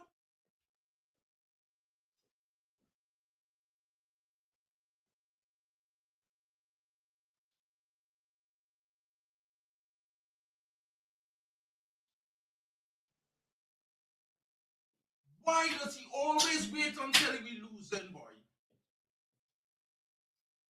Bro, this guy's a terrorist, you know. I telling all you, this guy's a terrorist, you know.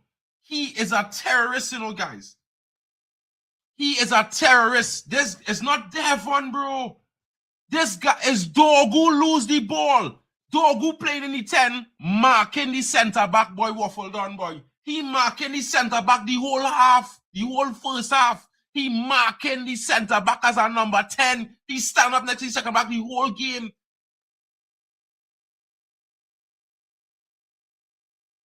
And he now bring him off after we concede. He wait till we concede to take the shit off the pitch.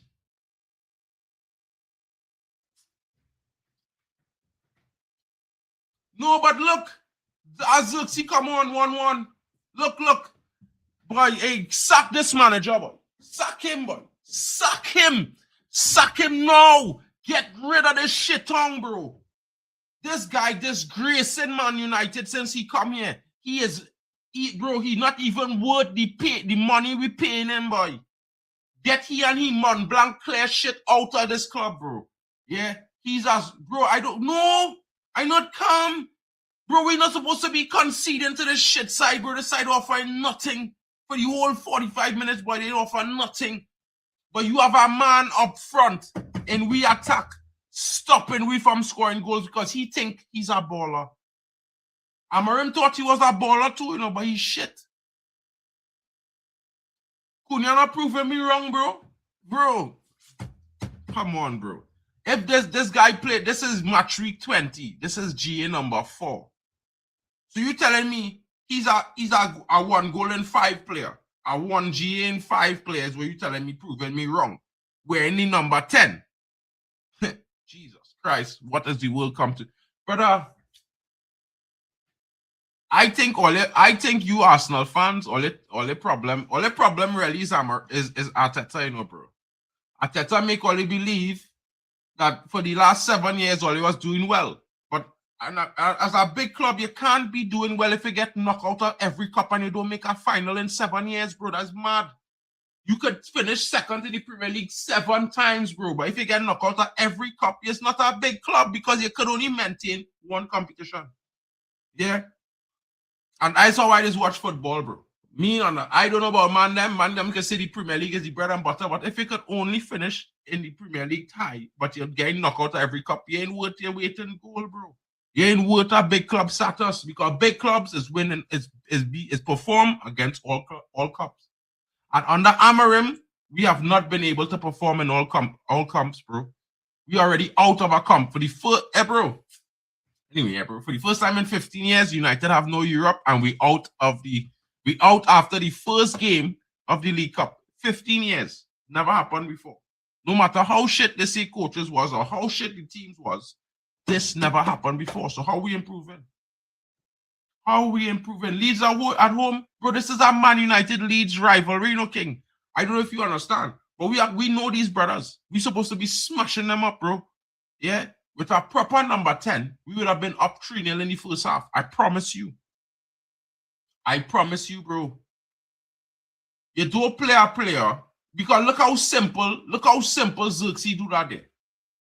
Dogu had 5 chances in the first half to slot in the striker for him to score a goal, and he has not done it. He didn't do it no time. Yeah?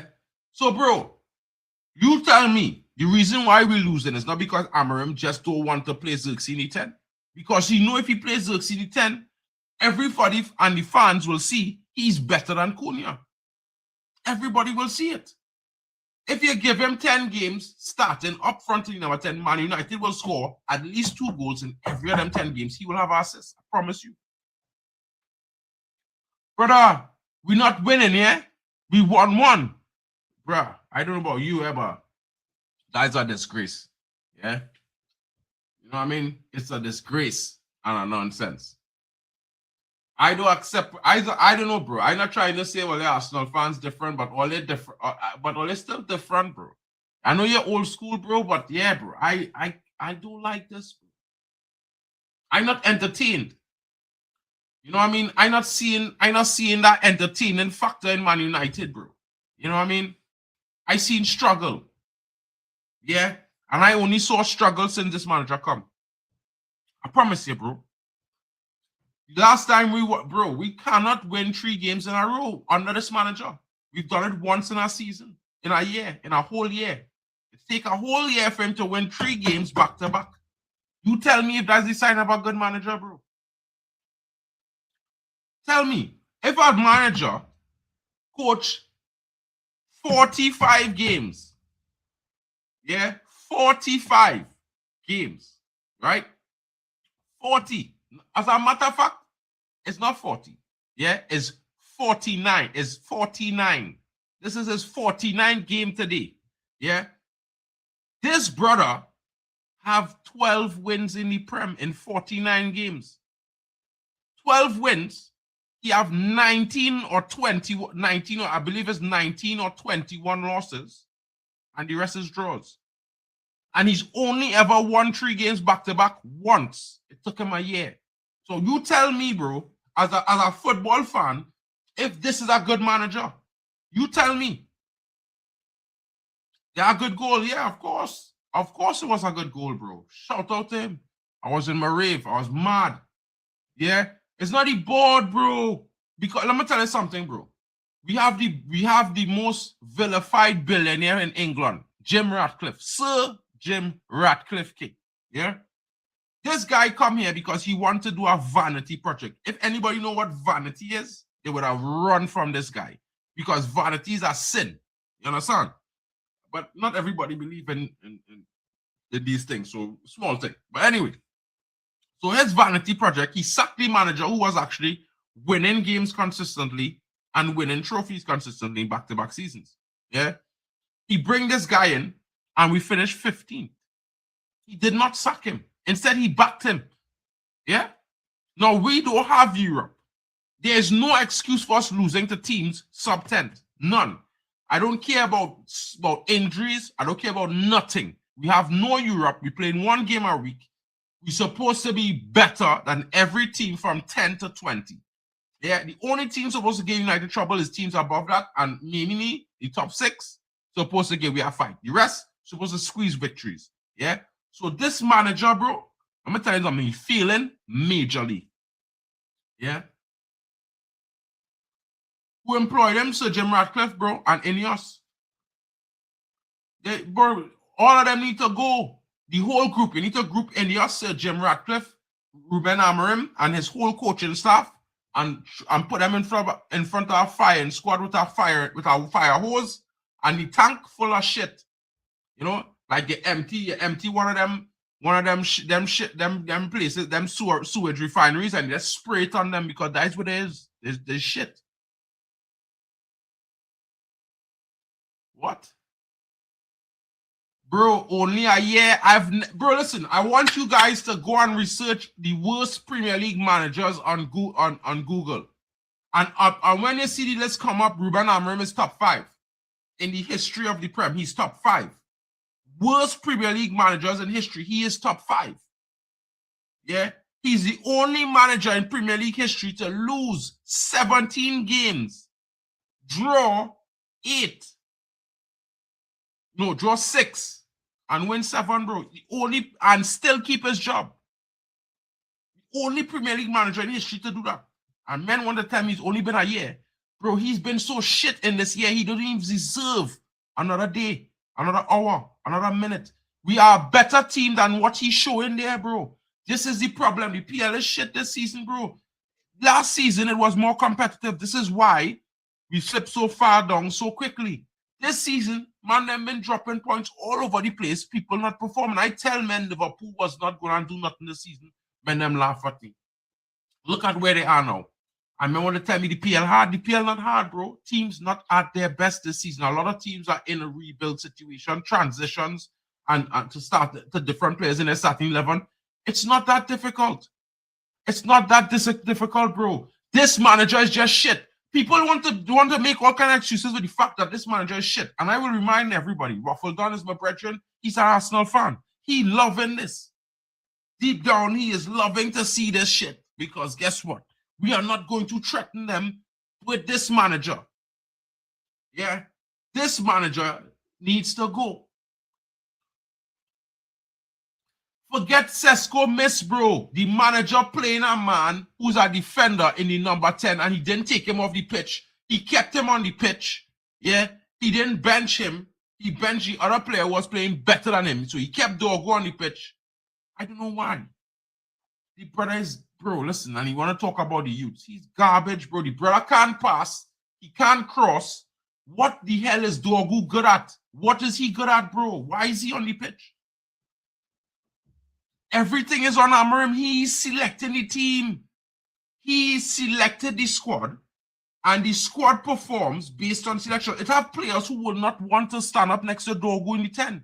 You don't understand that. If I playing football and Dorgo starting next to me, bro, I done upset because he's shit, and I had to play with that shit and carry it for 90 minutes, bro, to win a game. No, don't put that on me. And a lot of fans forget that this manager causing these players to not want to be the best, bro. They're not making them disgruntled. Any workforce that is not happy does not perform well. It is simple logic. Make the players happy, they will win games. Don't tell them they have to do things and make them disgruntled, that doing things they don't want to do.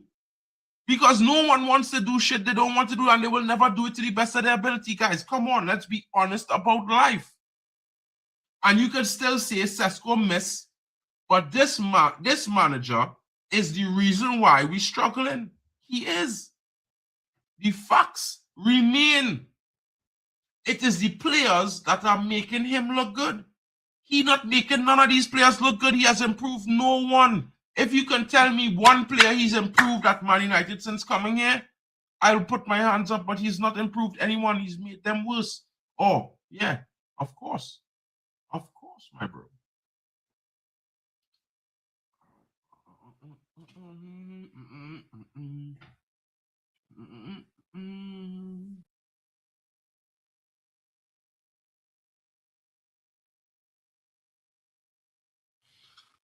You know what I'm saying?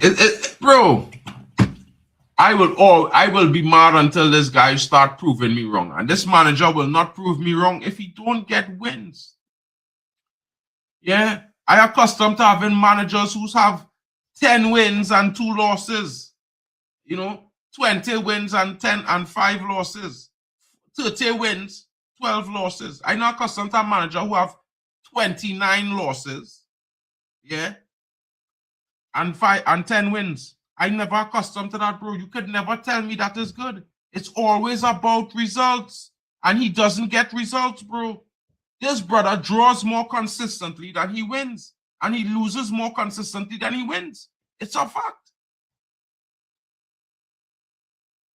Bro, we go above Liverpool and all if we win. And, well, as if they don't win their game today. But, I mean, we go above Liverpool and all if we win, bro. If we win. You know what I mean?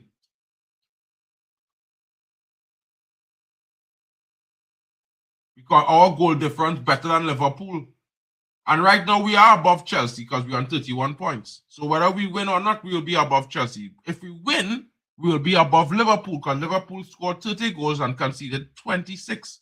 We've scored 34 goals and conceded 30. So we have a better plus difference. And head-to-head, we've beaten Liverpool this season, so they will be below us. So, yeah.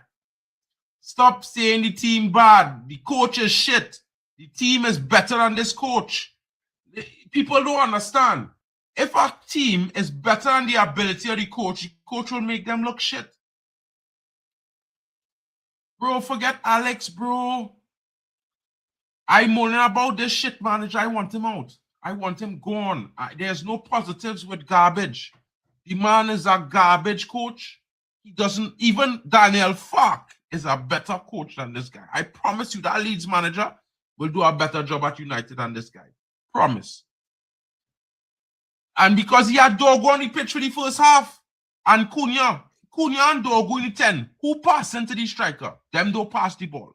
Tell me now, who put them there? Who put 2 players who can't pass in the number 10 role where the biggest key is to pass? Amorim. But blame the players. Blame the players, bro. Bro, we missing Bruno, but we have a youngster who could play that 10 role 10,000 times better than fucking Dogu every day of the week. Yeah, in Shea Lacey. It had Camerson, Bendito Mantato. All of them have attacking football knowledge. Dogu doesn't. All of them know how to make runs. All of them know that the defender needs to mark them, not mark the defender or stand next to him the entire time. And all of them know that to supply the striker. Dogu doesn't. So this coach, starting Dogu, is putting Man United with their back against the wall to score goals, bro. Fark better than what you are saying, bro. Fark first season in the league, he's doing better than Ruben Amorim did it with our worst squad. And that's why you don't understand how we want to compete. Yes, a better coach will do that because he will not start Dogu in the number 10 role where he had a pass, where the keys to pass. He will start someone who could pass the ball there. He will start Xerxes. Yeah. He will not play Cunha for 90 minutes when Cunha doesn't pass the ball and the game is done for him. That's what he will not do. So maybe you guys need to, possibly consider the fact that while I might be ranting and raving, I could be onto something. Because let's be real and honest, guys. If Dogu was not on the pitch in the first half and it was Joshua Xerxes, in the positions where Dogu was, every time when we had chances, we would have been up by 3 goals. I promise you, you cannot argue that. And the fact that that is not the case is because he started Dorgu. This is because of the manager. The manager threw off the team chemistry to play Dorgu there and expected a performance, but you cannot do that. Because I'm pretty sure none of them guys want to play with Dorgu in the 10. And if they don't want to, they're not going to be their best. They're not. Yeah, no one. I'll see it.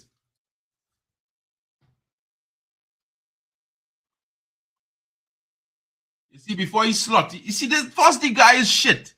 The right pass was successful, but he didn't look up. He didn't put it across the box one time, so he played back. The guy is shit.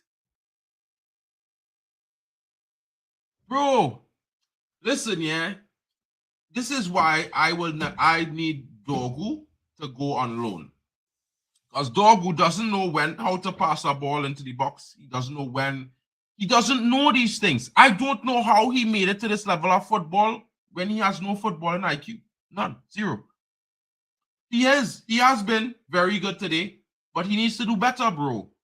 If you're wearing the number 10, this is our standard performance. You can't praise this. This is what is expected of you, bro. You understand? So, for me, when you have a certain number on your back, like 7, like 10, performances like this is a basic requirement. It's not something to write home about. It's what we least expect. You understand what I'm saying, Waffle? So when you do have a performance at this level in a game, you will get crushed on because you can't wear the number 10 or the number 7 at Man United and play below this level. Facts. I don't know what to say to man again. You know what I mean? But I can tell you this. I guarantee y'all, when it's all said and done, this manager will be rated as the worst manager in Man United history. I promise you. Promise you. And people say because I don't like him, and of course I don't like him. But bro, if you watch what the man doing and you listen to what the man saying, after he make his terrible decisions, he's come back and blame the players for not winning despite his shit decisions. That's wild. It is absolutely ridiculous.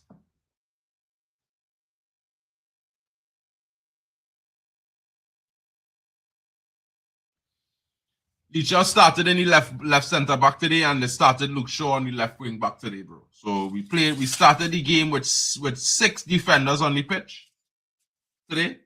Dorgu started at number 10. Diego Dallo, Luke Shaw, and then we had the 3 defenders in the back line. So we started today with 6 defenders and only 4 attackers on the pitch. I mean to say, talk about imbalancing a team. Amorim is the king of imbalancing a team, bro.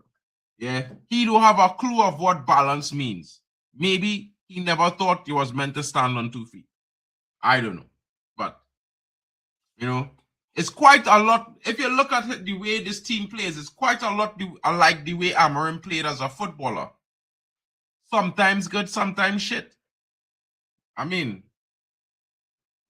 he was terrible, by the way. You know, I think that's why he rated Dorgu, because Dorgu reminds him of himself. In all fairness, I think that's the case. I really believe that Dorgu reminds him of himself. Because they're similar types of players. You know, the managers never knew what position was best suited for them. You know, they would do a job, but there was never really the go-to guy. Just not that good in moments, not all the time. Wild.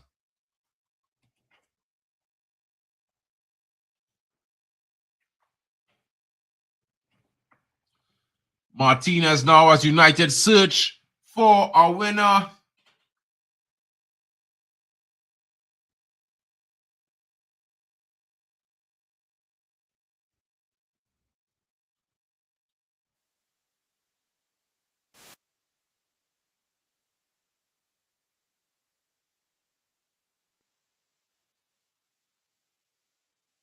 Everyone coming up big there. I won't lie, guys. I'm real pissed off on this game. Man. I can't lie, bro. I can't lie. I'm real pissed off. Ultimate pissed off on this team and this game, guys. Swear to you. You know?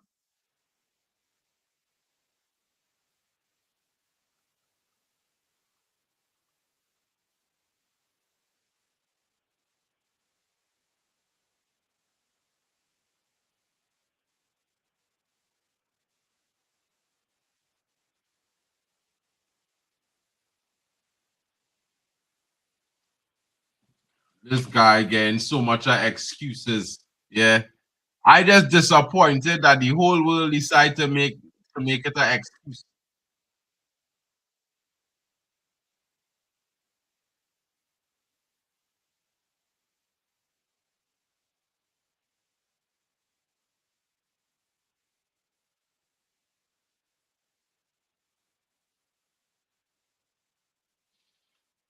Come on, guys.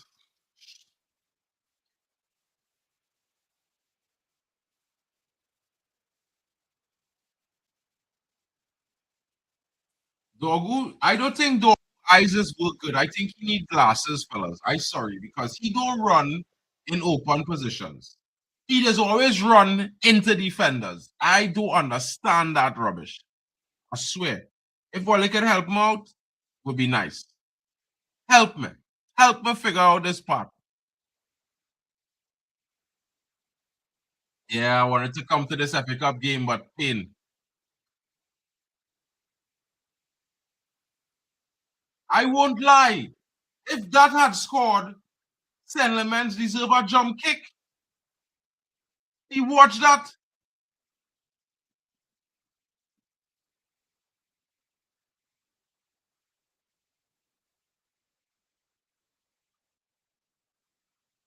Ball watching. Lamens ball watching there, fellas. What the hell I seen here? Man had to say some prayers, no? Cheese and rice. Cheese.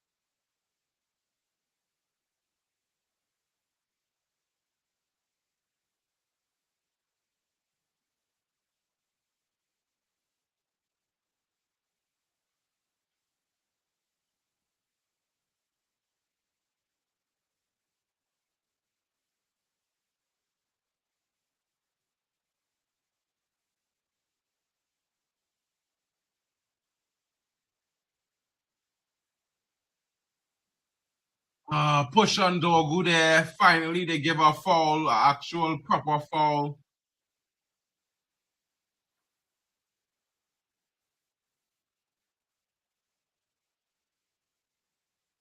Strike with the push there.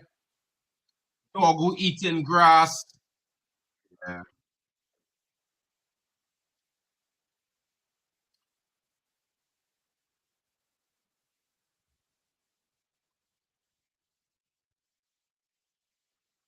Come on, get a late winner. Let me climb above Liverpool. I'm gonna chat shit to Nems later now, people. Come on now, boy. Why all it doesn't want me to fire up against Liverpool fans, boy?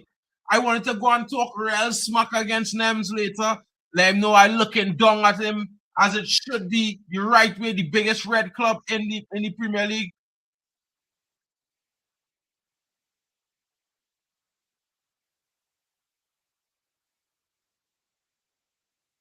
Don't tell me that Cunha just gave away a penalty, boy.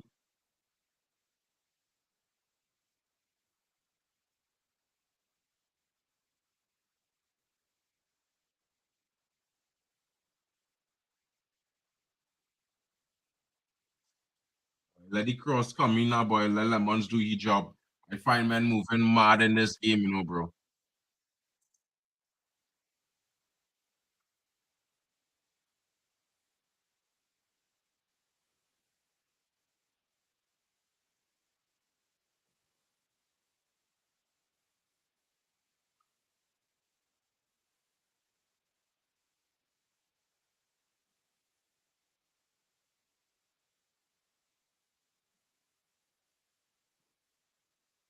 Let's go the clearance.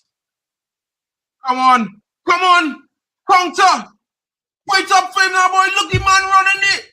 Yo, shit on, boy.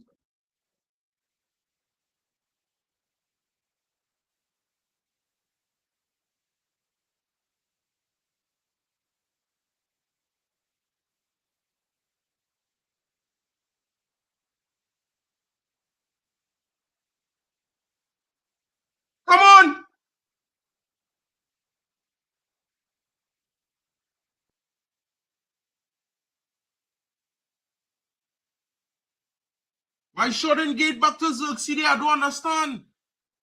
What is with these defenders at Man United that make them feel they're attackers or they should dictate any play? Give the ball to the attacker, bro. It's not you.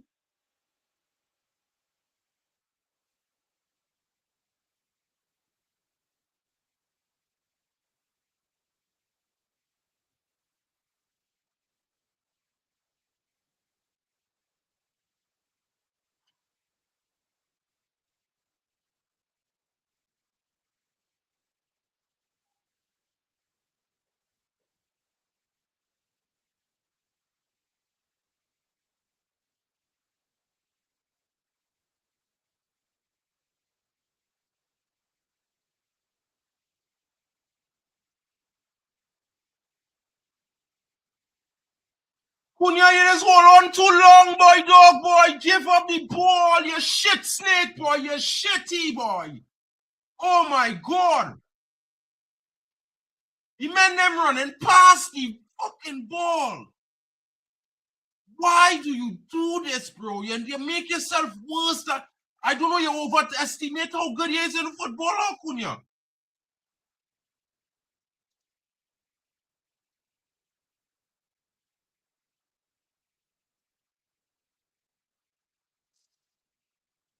Man, them is trying to tell me about Cunha, boy. Yeah, I telling you, boy, that man is so shit as a number 10. Don't do anything for the team. It's always for yourself. Always for yourself, bro. Selfish guy. The most selfish player I've ever seen, bro. Worse than Garnacho, bro.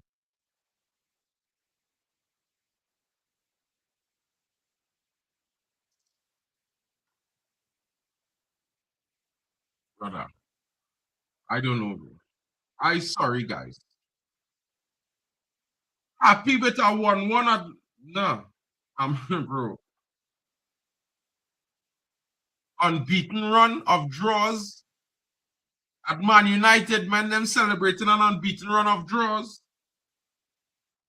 Yeah, bro. How far the mighty have fallen. It's a long way down we went, guys. To the day, man, them celebrating a long stretch of draws. Dead draws, Desmonds. 1-1s.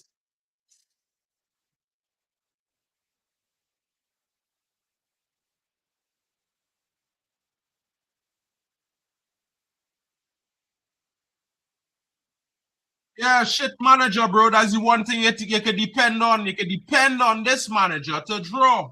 That's all you can do. When it comes to depending on this manager to win, yeah, that's not what he does.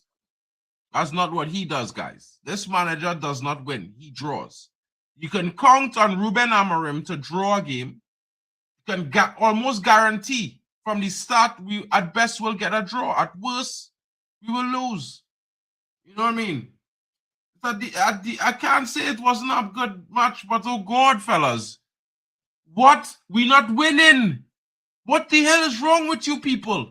Like, we not losing? Who says that? Who says that shit? Brighton fans?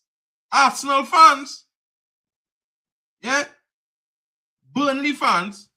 Brother, we's Man United, but we not winning, King. We have not been able to win a game in 6 or 5. Not one. We have not been able to win. It's the manager picking shit men in the starting 11, shitting up the fucking starter every game, bro. Stop blaming the team. If you pick a shit man, yeah, like let me just say you have a team of technicians and the brother you send to do the audio is shit. Then the whole concert go on song like shit. It's not everybody's fault, it's the audio man fault. Yeah. And the man who send that audio man is he fault too. Because he send the shit on. You understand? The attacking missing, you put Dogu in it, bro. You put Dogu in it. A squad, bro, Man United is not 11 players, King. So you see this excuse that Ahmad missing because Ahmad could break his foot, he injury prone. Yeah? And let me be honest, Mbumo will always have AFCON. You must have a squad. I keep telling man them, we have to have a squad. This manager does depend on 5 players: Bruno, Mbumo, Ahmad, Sesko, and Licha. Or let me say, Delete. Yeah? Delete. 5 of them men he's depend on. Without them 5 men, he can't win. That is not Man United, bro. That is a shit manager, bro. Yeah? You cannot come to Man United and only have 5 players out of 23 that could win your games, bro. Because guess what? They're not coaching the men on the bench to do better. As he speaks to his coach and he's a shit manager, he needs to be sacked. And Man United, bro, we can't win. We could draw. And that is what it is, guys. And if men them vex, that's how I feel. Because I'm going to tell you something. I watch it weekly. Yeah? He has put us into losing positions from winning positions weekly. And men them keep making excuses as this player is that player. Why the hell the attack was missing? Because you had Dorgu in it. Yeah? Forget, bro. The Man United don't depend on Mbumo. Mbumo playing out of position. He's not at his best. He's a winger. He's not a number 10. Yeah, he's played 76 games at wing and 11 at number 10. He's not a winger. Yeah? He's not a number 10. So let me get this straight. Yeah? Matthias Cunha, well, we don't know what he is, but he ain't that good. He had a decent game today. Could have been better. Should have been better. Because he were any number 10 for Man United. Yeah? Let me be real honest, bro. Real honesty here. Yeah? Stop making excuses for this manager. We have a squad. We have a squad, and he's incapable of getting the best out of the squad. That is the truth about Ruben Amorim. Yeah? Because he's shit. And he does not deserve to be Man United's manager anymore. He needs to be sacked. That is my final straw on this manager, bro. Watching this shit disappoints me. Yeah? Watching this shit disappoints me, guys. It doesn't make me feel to watch Man United anymore. Since Ruben Amorim came to United, it's not fun to watch United anymore. It's not interesting. It's boring. It's dead. And you're always angry because he always picking some player who plays shit. And he don't never substitute them. Dorgu plays shit for 90 minutes. He will play shit for 90 minutes week in, week out. And his excuse will be with, bro, Dorgu is a youth player who can't even cross a ball. But he's starting over youth players who could cross the ball, who homegrown. It's mad. Guys, I hope all you have a great day. I am not looking forward to next week because I think we are going to lose that FA Cup game and be knocked out of all cups and we'll only have the league because this is what this manager has shown me. This is what this manager screams to me. Yeah? He's only focused on the league. He's a dead guy. So, big up to everyone. Thank you for all the likes. Thank you for all of those watching. I'm pissed off. This manager needs to be sacked. Ruben Amorim has to go.